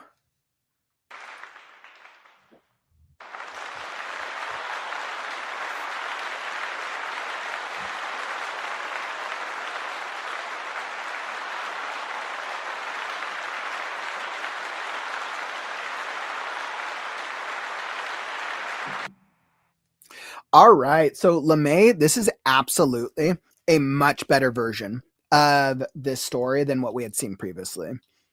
I think if I recall correctly, and I'm trying to remind myself, I think if I recall correctly, the previous variation was there was an attack and the guards, and there was like a professor and a guard, and they witnessed the attack. And then the opening chapter was the students walking and kind of talking with each other as they were about to be attacked. I think I'm trying to remember if I remember the story correctly, but this variation of this story is much, much better. I had a pretty clear understanding what was going on, and it's pretty straightforward, right? It's just kind of like battle between the Inquisitor and the the Weaver in the beginning. I thought that's actually a cool opening. I really liked how you opened with the Emperor's eyes. So you open with kind of like the bylaws of what the Emperor expects. I'm open to that. Some readers might not like the exposition-y aspect of it, but I'm personally fine of it, that you're kind of setting up the story with like, long live the Empire. These are the rules you have to live by for the Inquisitors. So I like that. If you wanted to get even more creative, Lmae, you could totally do something like this. You could totally do like rule number, if you wanted to do a creative thing, you could be like, rule number 1, long live the empire, right? Rule number 2, never betray the empire. Right. So you could do something like that if you wanted to do like something that might be a little more creative. So then the reader is like, oh, okay, this is kind of like the list of rules to live by. Then that way they're like, okay, well, I can read this or I can go straight into the story. That might be another way you might be able to get through the exposition dump, which you really need to for setting up the world. So, because I almost feel like it almost feels like this is a prologue because you're setting up the world. I would recommend either this be a prologue, this section here, because this is setting up probably the world for the entire story, or you do it like that and you list the rules at the beginning, or just like some variation of that anyways. That'd be my recommendation. Yep. Okay, so I was thinking of the right one. Yeah, and this is definitely a much better setup. So like I said, I love that you're setting up the world first. I think this is great. I think you just need to make this a prologue or make this more like, okay, these are the rules of the story. If you just wanted to make it a little easier, this can work. These are just some recommendations to make it stand out a little bit more. Yes. So, Lmae, the biggest challenge, this was the biggest hurdle. To me, I had a bit hard at first to figure out who was the main character. Maybe it was me, but I felt there was too many characters. So it wasn't that there was too many characters. There's actually only 3 characters in the scene. But right now, Lmae, the biggest problem is your setup. Your setup for each of the 3 characters is a little confusing. And that's why I didn't understand what was going on until one of these.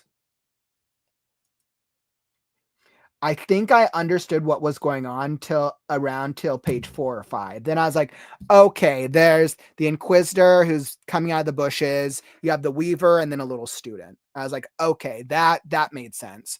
So to fix that, and like, once again, this scene was perfect. Keep the scene. I think this scene was a much better variation than what you did previously. Pick the scene because the scene was awesome. And I love the battle. The battle is, oh, we get to experience the magic, which I love. But the problem that you have to fix is the setup. And that's more a writing technical perspective that you got to make it clear for the reader what's going on. So from this set here, I was wondering when you make your presence known to us. I need to know which voice is speaking. I know you're trying to like give us tension, but I think I would start with a high-pitched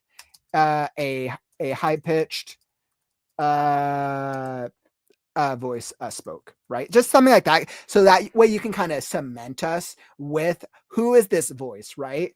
And then we talk about that's the Weaver. I forgot the Weaver's name. Sable.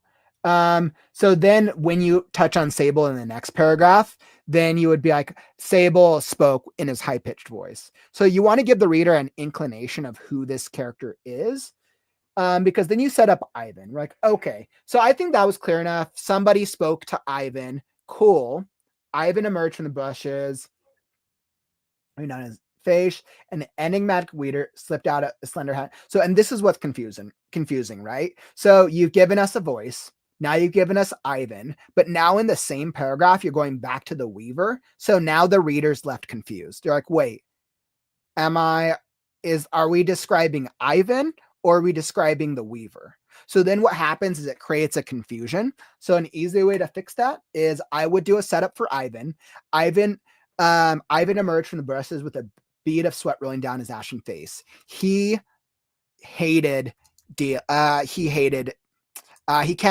couldn't believe he was caught. The emperor would the emperor, whoever his trainer would have his hide for this if they found out. He'd better deal with this fool quickly. Right? So you want to do a paragraph setup for Ivan so the reader is clear who Ivan is. Since it seems like Ivan's our protagonist, but I'm not sure. This could just be early on in the story, but I do get the sense Ivan's our protagonist. So then we make it clear. Okay, Ivan is the Inquisitor, or maybe he's some type of perpetrator. I was wondering, you make your presence known to us. He couldn't believe he was caught. His trainer would have to, and I think if he could reference the Emperor, then the reader might be like, oh, you talked about the Emperor and Inquisitors. He's probably an evil Inquisitor dude. All right, so maybe he's an Inquisitor. So I think if you make that setup clear, the reader won't get lost. And then an enigmatic weaver. Then we do the setup for Sable, right? An enigmatic weaver dressed in royal blues. Ivan could not see the weaver's face. That's fine. Ivan hesitated to step forward. And then I think you would pause the action and you just give us a paragraph on setup for Sable.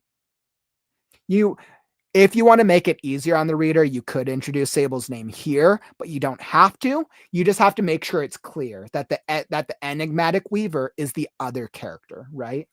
And I think what you would do is add the dialogue here. The weaver continued. The weaver repeated in his high-pitched voice. I'm waiting, Inquisitor. I'm waiting, Inquisitor. Right? And then that makes it a little more straightforward. Now the reader is like, oh, okay. So we have this Ivan, Inquisitor, Weaver. Gotcha. Okay. Setup. That's clear. And then let's move forward with the action, because the reader has to understand well enough who the two characters are, because that's really what this scene is about.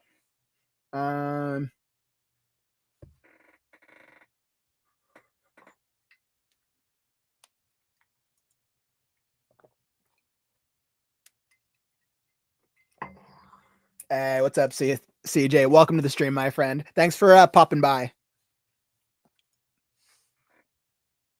So let's see. Then we have Quigley. Next to the rogue was a so-called. Okay, so now the problem is you're referencing the rogue, but I thought the rogue was a weaver. So, and this is what creates a confusion, because so far we've introduced him as high-pitched voice, or whatever you want to introduce him if you add a speech tag. Now we've introduced him as a weaver. Now you're saying the rogue. So then it makes you think, wait, so is there a rogue there as well? So this creates confusion.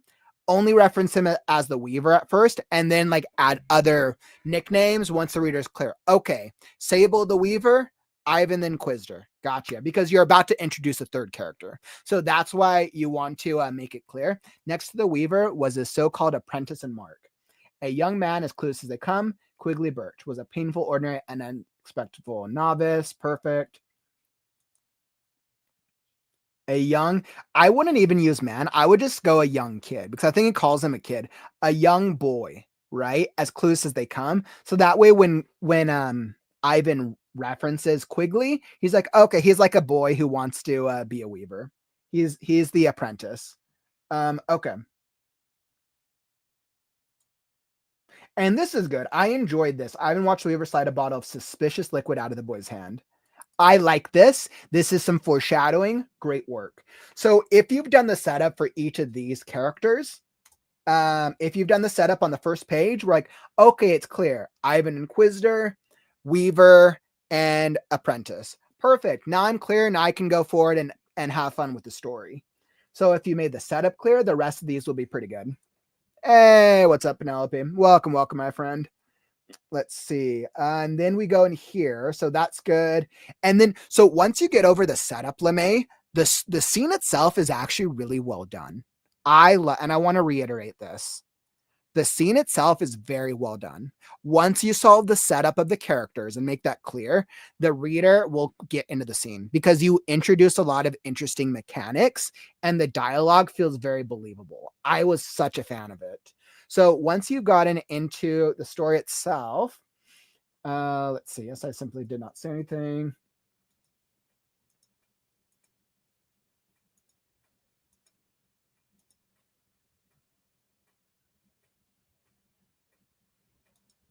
This is good because we can tell Sable is talking to his apprentice. Greeting, young Inquisitor. I would adjust this since he's already called him out. I wouldn't say greeting. I might just have him repeat what he said earlier, which was, what was the quote? I was wondering when you would break. Thank you for gracing us with your presence, Inquisitor. right? I would do something like that, an add-up, because he's technically already greeted him. Inquisitor, that does that. Good, good, good. This is all good stuff. You do a lot of foreshadowing for the plot, which is interesting, which for a mystery, we need to know, right? So this is all good stuff for building up a murder mystery, especially a fantasy murder mystery. This is all good.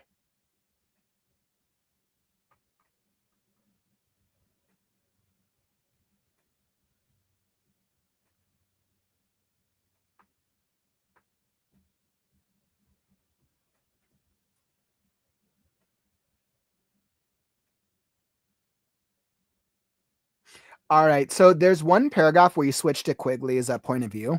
I would just recommend not going into Quigley's point of view, because you have the three characters, and I think you should stay in Ivan. I think if you stay in Ivan's POV, it allows the reader to stay and trying to figure out the mystery, as compared to head hopping to Quigley. Once again, like, you can get away with it, but I think stylistically, I think it will serve the reading experience better if you don't head hop into Quigley's mind.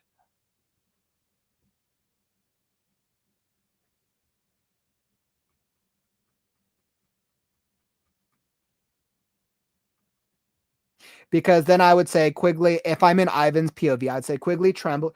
I would then instead reference to him as the young boy trembled and tentatively looked up to see his master's his master's reaction. Right. So I think then you would do something like that, and I would keep it in Ivan's point of view. That'll make it a little bit more straightforward. Oh, by the way, I wanted to say I love this.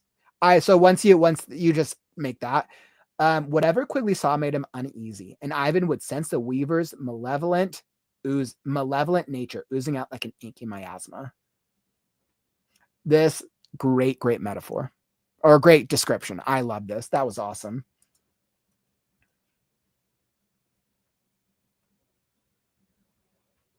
Yep, this is good. I really like their back and forth. I think their back and forth is awesome. Great work on that. I feel like I'm getting some really interesting descriptions, and I'm also getting world building through their dialogue. There's only one dialogue section where I think you go a little overboard, which I think is the dialogue. So the last bit of dialogue right before they start their fight, when he touches upon his master, and kind of Ivan's background, I think I would just shorten this. This feels a little exposition-y. I would cut this in half. Yeah, I would cut this dialogue in half so you can get to the fight, and then introduce this later on in the chapter. So I would withhold some of this because it just feels too exposition-y. Feels like the narrator is trying to tell the reader these things that they need to know through the dialogue.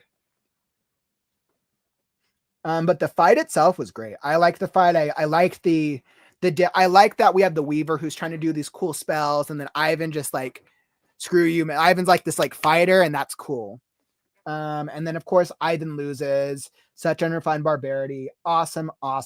So this was all great.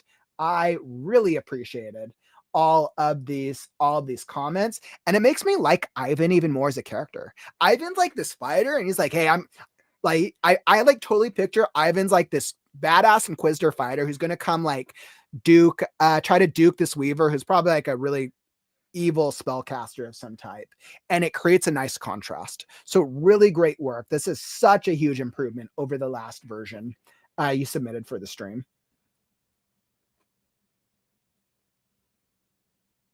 And this is good. So like when you talk about the Aether resistance, once again, great world building, great foreshadowing for Ivan's character.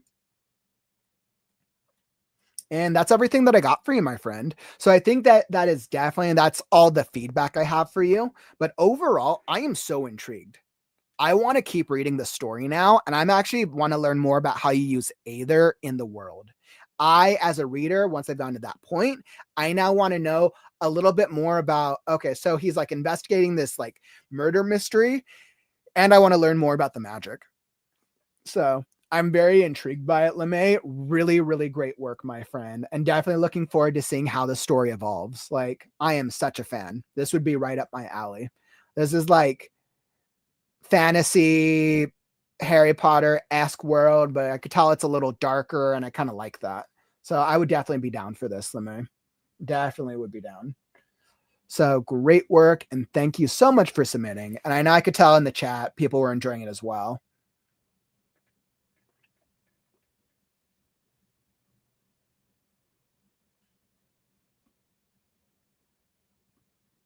Yeah, and I could tell the community liked it. Mass is like your story. Definitely a strong foundation for a good story. Agreed.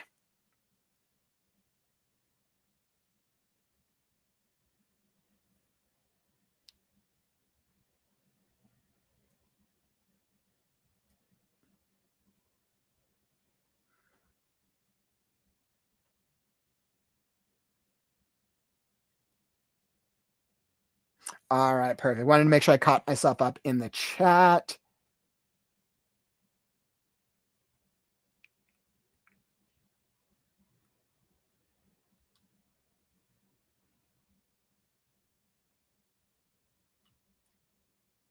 Completely agreed. And yeah, so I could definitely tell that the writers in the community are enjoying it as well. Absolutely. So Lmae, thank you again for sharing that. And I really just want to know what the next part is. That's what I'm curious about. I want to know the next part. The names are good too. I think Ivan and Sable. Ivan's a little bit more common, but I think that contrasts well against Sable and Quickly. I was actually for the naming structure. So thanks for calling that out, Christina, because I think that's a really good call out. Awesome. So with Lmae's out of the way, we are next going into Calvin's. So Calvin, we're going into The Rise of Gabriel, a fantasy story excerpt. So we're going into The Rise of Gabriel fantasy. All right, Calvin. So we're going to be hopping into your story next. Now, as I cue that up, let's see, what do we got? If you're enjoying the stream, follow and subscribe. Obviously, we got a lot going on in the community. And if you're already a community member or you're already a subscriber, tap that share button. The more writers we bring to the community, the more genres we get, the more styles, the more skill levels, the more experience. So tap that share button, come bring a friend, and come join the WriteNow community, because we got writing motivation each and every day for the foreseeable future.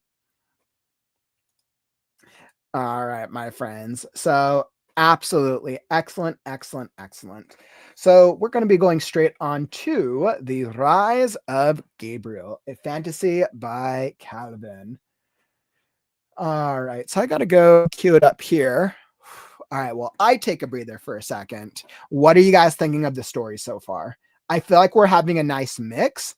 I would love to hear from you. Drop a comment. Are you enjoying the different variety of the stories today? I feel like every story is a different vibe. And I think that's actually really, really cool. Oh, also, if you want to submit a story, make sure to submit down in the submission link. I won't be able to get to everyone today, obviously, because there's a higher submission rate, but we'll always do my best to get through them.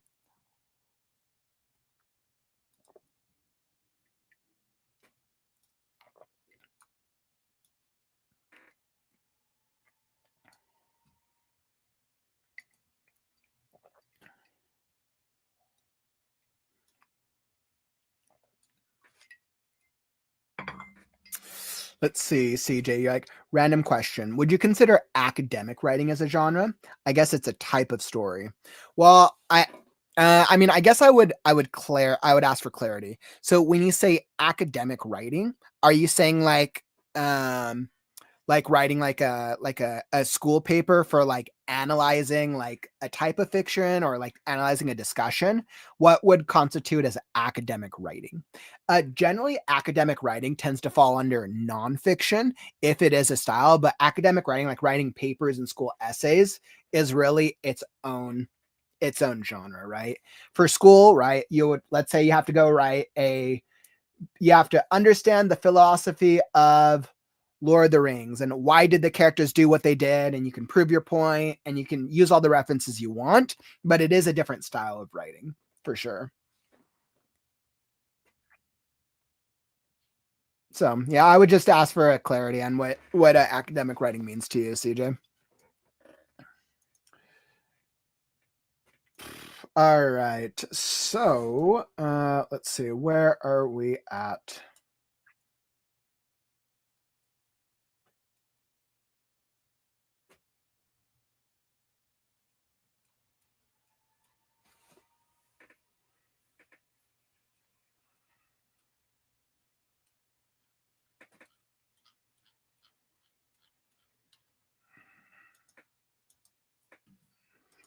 All right. So bear with me just a second.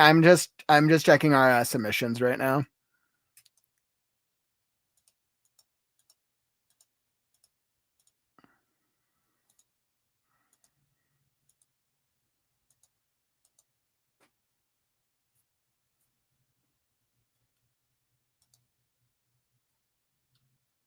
All right, perfect. And I am all ready. All right, Calvin. So we're going to be hopping into yours next, The Rise of Gabriel. And for those of you who've been with us previously, you know we saw I believe we saw the original prologue, which is another variation of which was the prologue of this story, which we did, I think 2 streams ago. Yeah, I think so, a couple of streams back. So we definitely had some fun with this story, with The Rise of Gabriel. So let's hop into it and see what we've got. I'm going to pull up here and let's make the text a little bigger. All right. And because I like to make it easier, we're going to double space this. All right. Beautiful. And I am all set on my end. Oh, yeah. And I remember, Calvin, you had shared that. You're like, yes, it's not going to be used in this, so it works better as a magnet story. So it sounds like the prologue got axed from this novel, and chapter 1, this is where the story starts now. Perfect. So we get to start at the beginning of the story.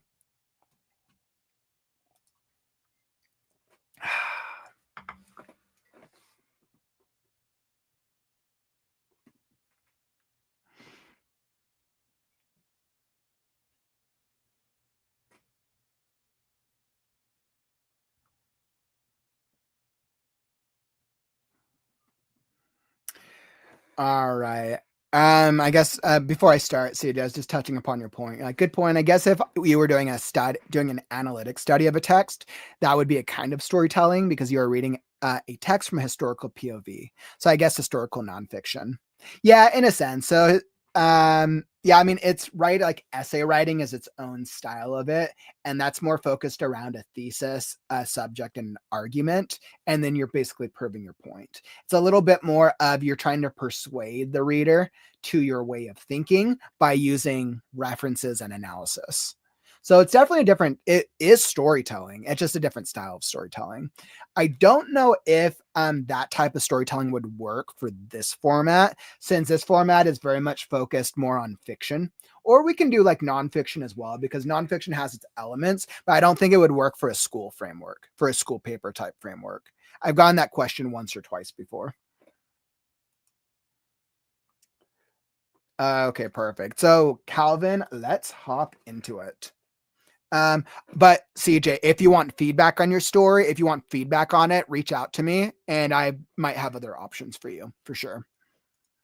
All right. So chapter 1.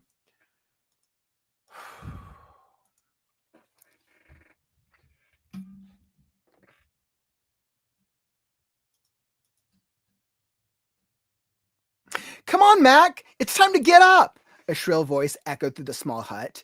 In his small room, Mac's eyes slowly opened. He looked around the room and saw nothing. Smiling to himself, he figured he could sneak in a bit more sleep before his mother even noticed. He pulled the fur covers closer to his neck and closed his eyes once more. He'd been having a good dream and had hoped to finish it. Sadly, those plans were interrupted when he heard a familiar voice simply say, "Ahem." Peeking with one of his golden-colored eyes, he saw, with her hands on her hips, the last person he wanted to see at this moment, his mom. Wearing a simple brown dress that nearly reached the ground, his mother in many ways was a contradiction of herself. On one hand, she wasn't a physically imposing woman. She was a little under 5 feet tall with a body that was a bit plumper than she liked. Her short cropped brown hair framed her face in a way that could make her look either stern or motherly, depending on her mood. Still, if there was one way he could tell his mother's mood, it was in her ocean blue eyes. And right now he could see anger, much anger. Ugh. Mac resisted the urge to gulp. Hello, mother. I was just getting up.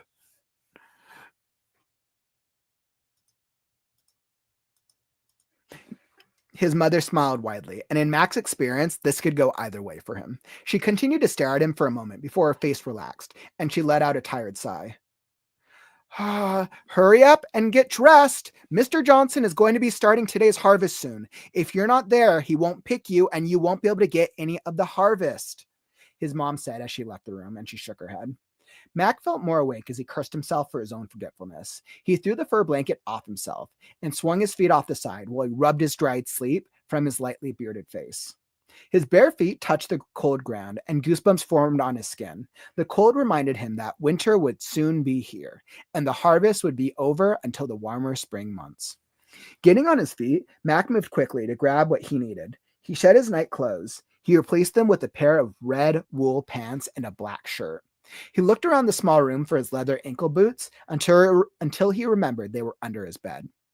He shook his head at his own forgetfulness again, while he grabbed them, along with a pair of socks, and put them on. What with his clothes on, he ran a hand through his shoulder-length red hair. He debated on putting it in a ponytail, but decided against it. He liked it when it had a wild look to it. Now that Mac was dressed, he quickly ran through several stretching exercises to get his body ready to go out and hunt for the day. While he bent over to touch his feet, he inwardly groaned at the thought of harvesting oats today. It was not that he didn't like Mr. Johnson. The old man generally joined all the helpers as they worked. He always entertained them with stories passed down through his family. It was the thought of having to spend the next few months eating nothing but oats and apples. Blah. Still, it couldn't be helped. All the other harvesting was done, and if he didn't help, they wouldn't even have any oats to eat. After he finished his last stretch, he left his room and went into the kitchen. Despite the hut his mother and he lived in being one of the smaller ones in the village, they had always preferred it. It was warm, cozy, and always inviting for people to come in and talk to them. For them, this was a necessity. His mother worked closely with the village doctor as she cultivated and tended to all the herbs grown in the village in a greenhouse next to their hut. Mac, on the other hand, didn't have a set role in the village. Instead, he did a wide range of jobs throughout the village, whether it was helping one of the elders clean their house or working in the oat fields. The hut was a simple one, with their kitchen being the largest room. The stone hearth was lit with a tea kettle hung over it, with that was a whistling loudly. He grabbed a hook and pulled it off the flame. He then grabbed a glove and picked up the kettle. His mother had probably heard the kettle's whistle as she entered the kitchen from the pantry. In her hands were two wooden bowls full of oats with spoons in them, and she set them down on the table.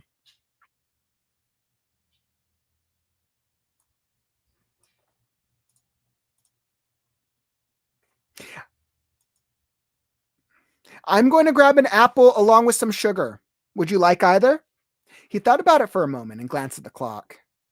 Yeah, Mom, that'd be nice. If you're not going to use a full apple, I'll split it with you. But I'm going to have to eat quickly since it's almost time to leave for the farm.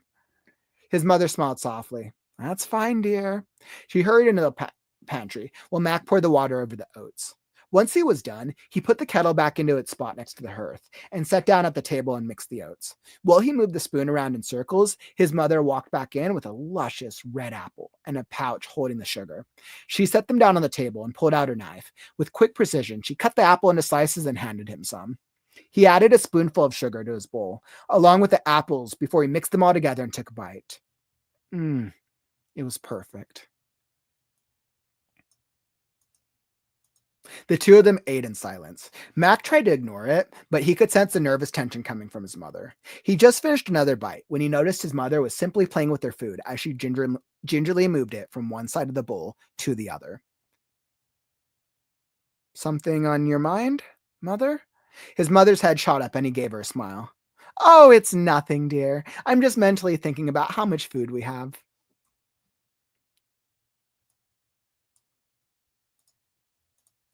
Mac tried to give his mother a reassuring smile, the same thing she used to do for him as a child. It's going to be okay, Mom. After this harvest for Mr. Johnson, we should have enough food to make it through the winter. I know, son. It's just. She trailed off and instead took a bite of her oats. Mac let out a quiet sigh, and the two returned to eating in silence. They were nearly done with their breakfast when the uneasy silence was broken by a pounding at the door. Curiously, Mac went over and opened the door to see his best friend, Barrett Oglish. Oglish. Like Matt, Barrett was 17 years old, and that was all the two had in common. He was the son of the village blacksmith, and much like his father, was a burly mountain of a young man at a height of just under 7 feet tall. Though Matt did take some pleasure in his annoyance at being a little shorter than his father. Despite washing himself off every morning, his brown skin always looked as though it was covered in a light layer of soot from all the hours he and his father spent working in their forge. His long gleaming black hair was in its usual neat ponytail, and he wore a simple green cotton shirt and pants with ankle boots. Mac knew that Barrett was supposed to go hunting today, but he was surprised to see his friend carrying a long spear instead of his bow and arrow. Mac smiled. Greeting, Barrett. How are you doing today? I'm doing very well, Mac. Just getting ready to head out of the village limits to hunt. Mac's face fell a bit as he remembered the hunting trip he tried last week. He hadn't caught anything, and it wouldn't be allowed to go on another trip until the spring. It was one of the main reasons he knew he needed to work at the farm today, so he would be allowed to collect some of the harvest. Well, if you're going to stop by here for some kind of pep talk or good luck charm, forget it. I'm lousy at encouraging people, and if it wasn't for bad luck, I wouldn't have any luck at all. Bert let out a chuckle. Oh, don't I know that. I heard on your last trip everyone caught something except for you. Mac's face turned red as he let out a slew of curses under his breath. Mostly so his mother wouldn't smack him, and tried his best not to strangle his best friend. Not that he was sure he could get his hands around Barrett's neck. Barrett waited for Mac to calm down before he spoke again. Well, since your luck has been so bad lately, how about we change that? Would you like to come out hunting today? Mac raised an eyebrow at the question. Of course. I would very much like to go out and hunt today, but I can't. Setting aside the fact that I'm supposed to be at Mr. Johnson's farm to harvest oats, since I just had my hunting trip, I can't go out on another one. Yes, normally that would be true. However, Rogers fell into a gopher hole yesterday and twisted his ankle, so he's not going to be able to go today. And I got a good credible lead on some big game in the forest. What kind of game are we talking about? Wild boar. Matt could feel his mouth water at the thought of having boar meat to eat for the winter. He turned to his mother and could see that her face mirrored his own. They both nodded their heads in understanding. I'll do it, Mac said. Excellent. Now, since I'm inviting you and this is my lead, I figure a 70-30 split in my favor will do just fine. Barrett couldn't even finish his sentence as Mac grabbed the front of Barrett's shirt and pulled the taller man down into his face. Half. The look in his eyes must have scared Barrett because Max watched as he swallowed and gave a friendly smile. Sure, no problem. Mac raised his shirt. Excellent. Give me a few minutes to grab my spear and I'll meet you outside. No problem. Come out when you're ready. Mac nodded his head and Barrett went back out the door. Mac turned to his mother who was already standing. I'll go fetch your spear. Please go pray to the house god. Mac hesitated. He really didn't believe in the gods, or that if they were out there that they even cared. But he also knows how she felt, and it would make her feel better if he was protected by more than just a spear. Heading over to the corner of the hovel, he knelt in front of the small wooden shrine that contained a stone tablet. Chiseled into it was a drawing of a tall-looking man wearing ornate-looking plate armor, holding one sword in each hand. Sprouting from his back were 2 feathery wings. He opened a wicker box and pulled out a candle, along with a lighter, a sheet of paper, and a quill with ink. He placed the candle on its holder and lit the candle with his lighter. While the candle's soft light glowed on his face, Mac opened the bottle of ink and dipped the tip of his quill into it. He then wrote his prayer on the paper. He prayed for strength. He prayed for speed. And most of all, he prayed for his and Barrett's safety. With the prayer written out as well as he could, he held the paper to the flame and set it on fire. The paper easily caught fire. Mac held it for a moment before he threw it to the ground and watched it burn to ashes. He stood up and saw his mother with his spear in her hand. He carefully took the weapon from her hand with almost a feeling of reverence. He knew why, but ever since his father had commissioned Barrett's father to make it, He felt a connection with the weapon that he couldn't explain. While on a fishing trip, his father had entered a cave to hide from a storm. While exploring the cave, he found the broken remnants of a spear. Even his father didn't know why, but he gathered up the pieces and took them to be reforged. With his weapon in hand, he gave his mother a tight hug and headed out the door. He shut it behind him and saw Barrett waiting for him. So, where are we going to hunt? Barrett nervously scratched the back of his head. Well, that's the thing. I don't want to go to the woods east of the village. I want to take us to the foggy woods. Mac's mouth nearly fell. He wondered how rude it would be if he just ran back inside and headed to the farm today after all. Oh, that's funny. Funny ending. I like that.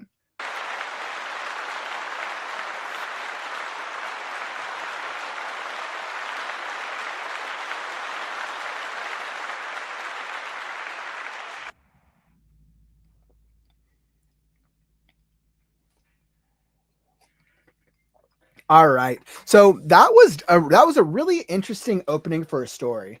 I think something that worked very well is your world building for the story was very, very well done. I was extremely intrigued by Mac's journey, and I feel like you did a really good job of setting up his mom as well. So I feel like I have a really good sense of Mac and his mom. I get a sense of his friend Barrett through this dialogue, which I'm like, Barrett's dialogue feels very unique and very true to Barrett. And I actually kind of like that.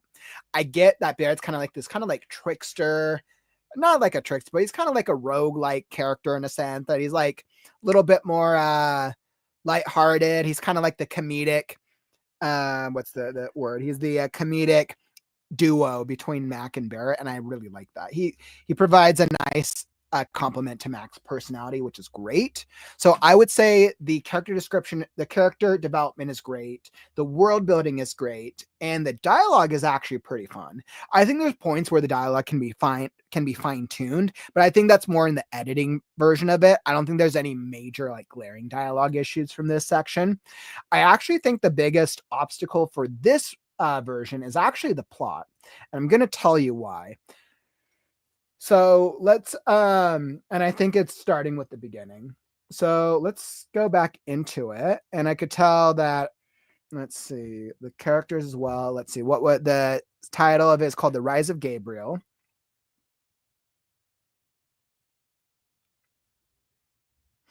Yeah, Calvin, good job. I'm confused if the story still involves Adam and Eve. I was waiting for something to hook me in a bit more. I'm confused by the title. I would have thought the story was about Archangel Gabriel, but there is alluding to that fact. Yeah, and you're like, ignore the prologue. Yeah, and then you're like, you mentioned the mom. Yeah, so and I think that this is what's interesting, Calvin. So I think in the original prologue, I think the prologue originally did a good job of hinting since they were named Adam and Eve. And I actually think I like that. I now actually think I get a sense why you had that as a prologue. I'm starting to get that sense now because they're in a forest. So it makes me think they're probably in a fantastical world, which leads me to believe that they're probably in a far future. Let's see. Let me look at the blurb. So your blurb is the story is about a young man named Gabriel who lives in a small and unassuming village ruled by a man called the Warlord. Gabriel is initially supposed to work on a farm to get his fair share of the harvest so his mother and himself can survive the coming winter, but a chance will change his fate forever. Okay, the story of Gabriel. Okay. So he's somehow going to be connected to a Gabriel type story. Okay. So I was just kind of intrigued by that.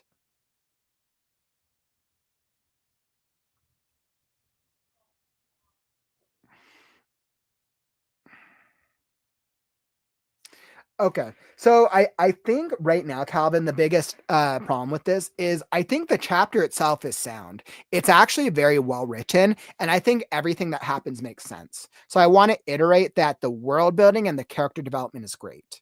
The biggest problem is the plot. Right now, I feel like there's nothing that pulls me in as a reader.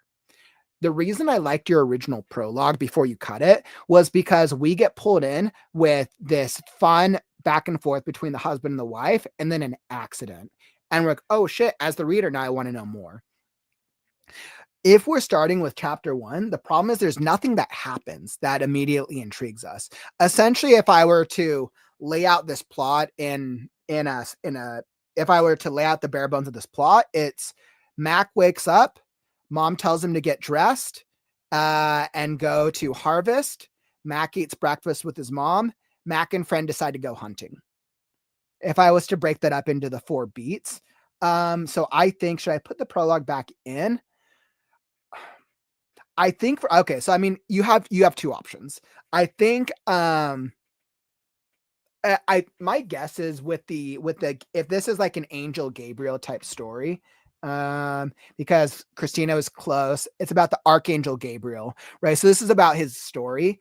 I think if the reader is clear, like, okay, it's not the specific characters, it's like a type, it's like them embodied.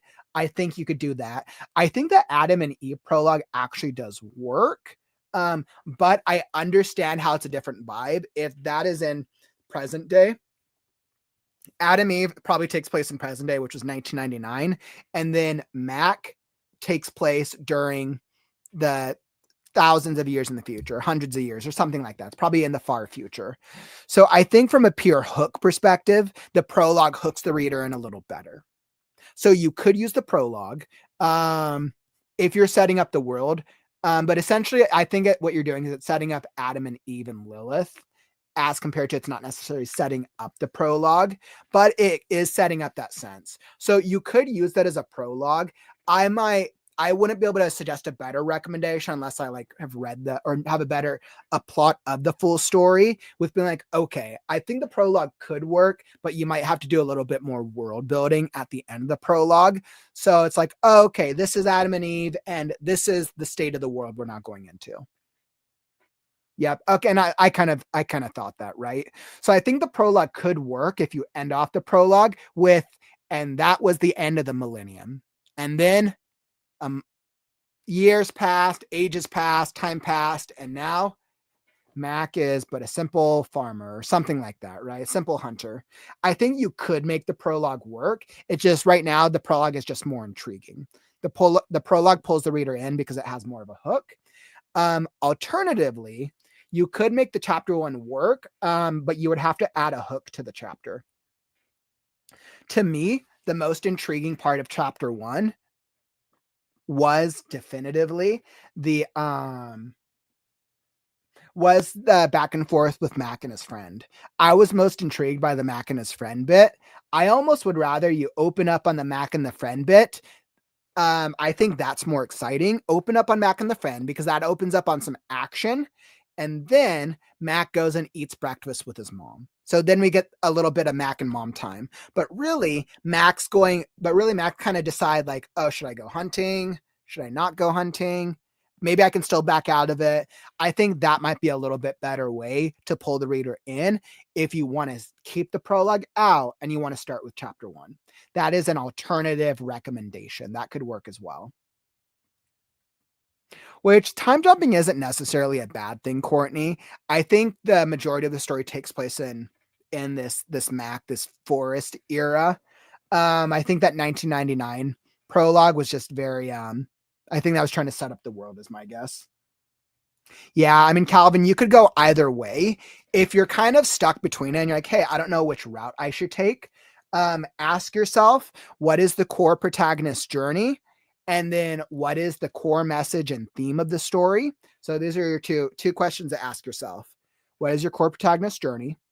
And then what is the core message and theme of the story that you want the reader to walk away from? Does having that prologue better serve the protagonist's journey and the message? Or does changing the chapter and starting that opening shot with your protagonist and the friend, does that better serve the core protagonist's journey and the message you want to convey? And I think hopefully that could help you decide which route would make more sense for the story. So that would be my recommendation, my friend. And then I'm also happy to talk through it more if you had any more questions. So that was really that. I mean, like I said, I think that hook is really the only major problem for the story. I just thought that was funny. So Sadly, those plans were interrupted when he heard a familiar voice simply say, ahem. I thought this was just funny. This is a nice little intro between the mom and the son. Funny, but I didn't create an emotional connection. And once again, Calvin, it's just at the end of the day, you want to think what creates an emotional connection with my reader the fastest, right? The prologue created an emotional connection because we felt for the couple's flirting, and then the chick dies, and we're like, oh shit, that's crazy, right? So you created an emotional connection. This chapter one as is doesn't create an emotional connection yet. I started to kind of get the feeling of it near the end of the chapter or near the end of this excerpt, but I just wasn't quite there yet. Yeah. The mom still, if there was one way you could tell his mother's mood. The mom's description was really great. I loved the setup for the mom. So the mom's description was really on point. I thought the mom's description was awesome. Great way to set up the mom. Keep the mom description. That was great.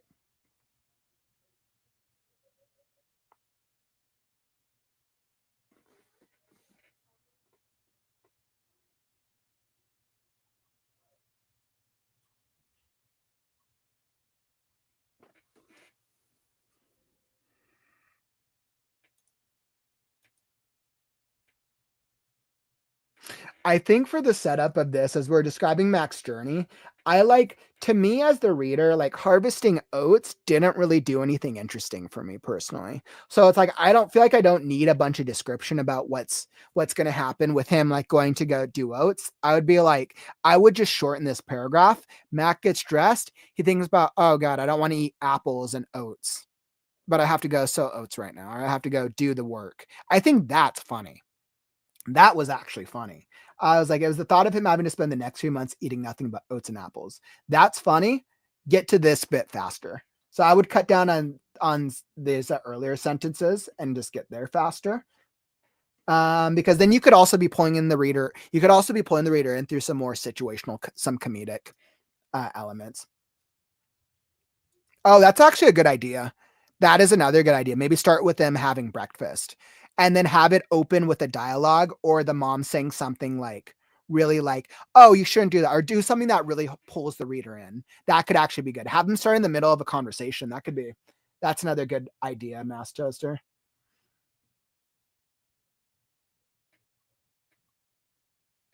Yeah, exactly. That's how I felt as well. This feels like a cozy slice of life, which could be interesting once we have a better understanding of Mac and Mom. So anybody who likes cozy slice of life, like this is actually a very popular genre right now. And people do like this vibe, but it's just, we need to have an emotional connection with them. And then something I wanted to check, on here. So I just wanted to check something real fast. From a paragraph structural standpoint, Calvin, something to just practice on for yourself. For when structuring paragraphs, if you have a paragraph that's half a page, cut it in half. I think I've noticed the tendency a couple times. Try to move away from having long blocks of text, even though it might be accurate and it might be interesting. You chance losing the reader because we need more white space in our storytelling. So just something to keep in mind. I would have, when I was going through this, I think I would have cut this specific paragraph into 3 sections, because you just want to make it as easy a reading experience for your reader as possible, so they don't chance tuning out. So just as something on structure and paragraph, or just a sentence structure.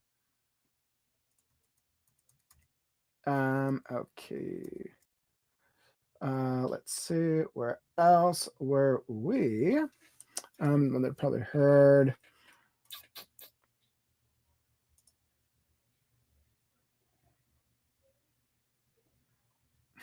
I like the "it was perfect" vibe. I actually kind of like that. I like that you kind of describe the water and the food and the oats, and it's kind of like his mom's cooking, which is awesome. So I like that. I would get to the perfection a little faster, but I thought this was a nice little cozy moment.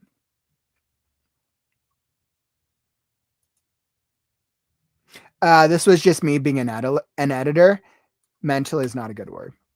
Oh, it's nothing. Nobody would say I'm mentally thinking about this. They would just say, oh, it's nothing. I'm just thinking about how much food we have. That was just me going into editor mode for a second. Let's see. And then where else? This was a fun moment. So like I said, once, no,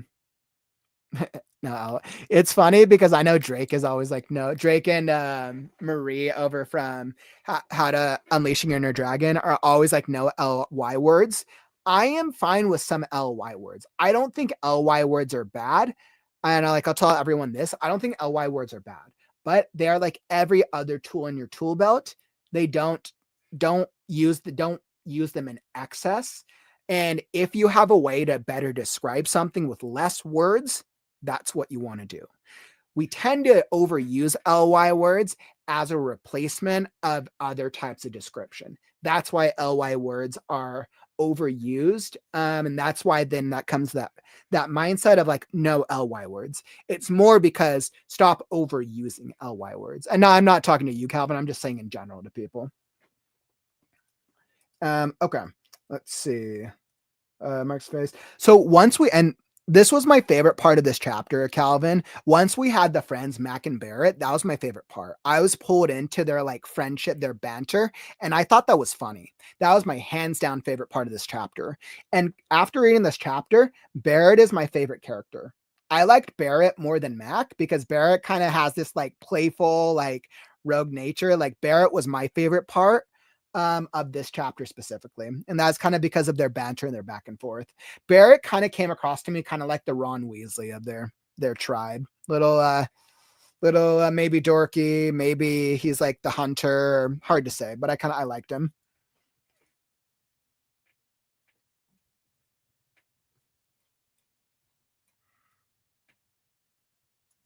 And then you go into the spear with his father at the end, which I can tell is probably some foreshadowing. I actually wasn't opposed to the spear bit. And I like that his mom tells him, go pray. I think that was actually a good lead into the bit. He opened a wicker box.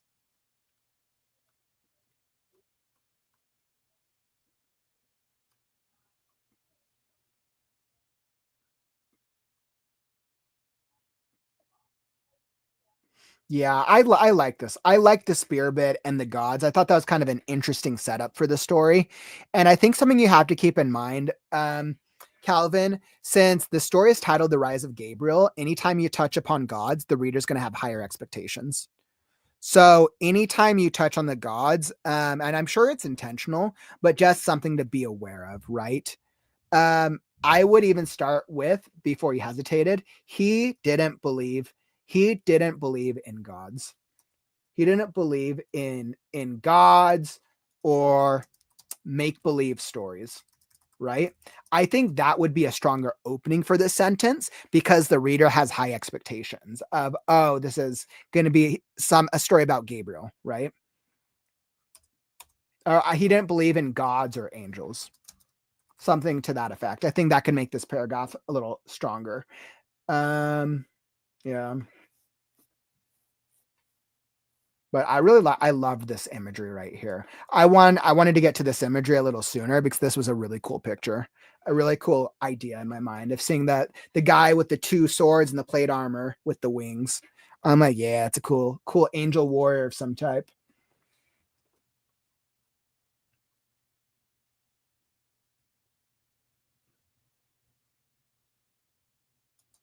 I like the ending. The comedic ending was funny. I liked it. Good ending. So once again, the ending of this story works. The ending of this chapter works well. The middle of this chapter actually works once we introduce the friend bit.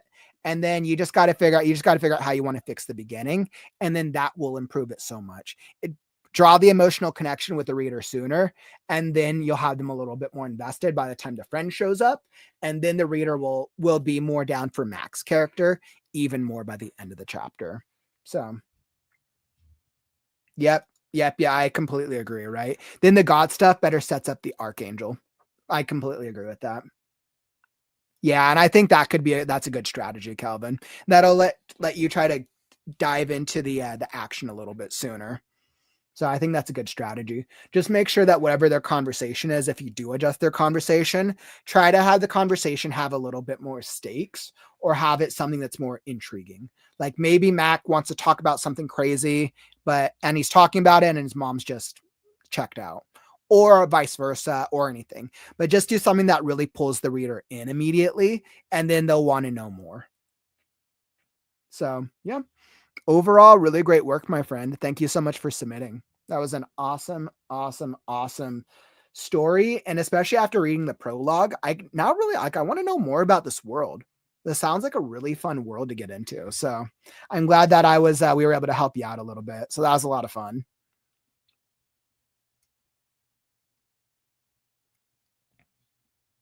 Yeah, and it's like I agree with Master. Like the story has the bones of a great story, just need a bit of tweaking. Thanks for sharing. Absolutely. I could tell you definitely got some good feedback from the other writers here in the community. So thanks again for sharing, Calvin. All right. So with that being said, I am with where we're at in the stream. I'm going to have to wrap up the readings for the stream because I'm losing my voice.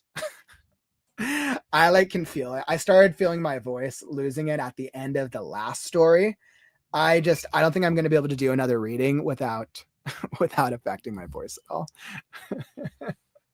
Oh man. Yeah. So, oof. So yeah. So I'm definitely losing my voice. Yeah.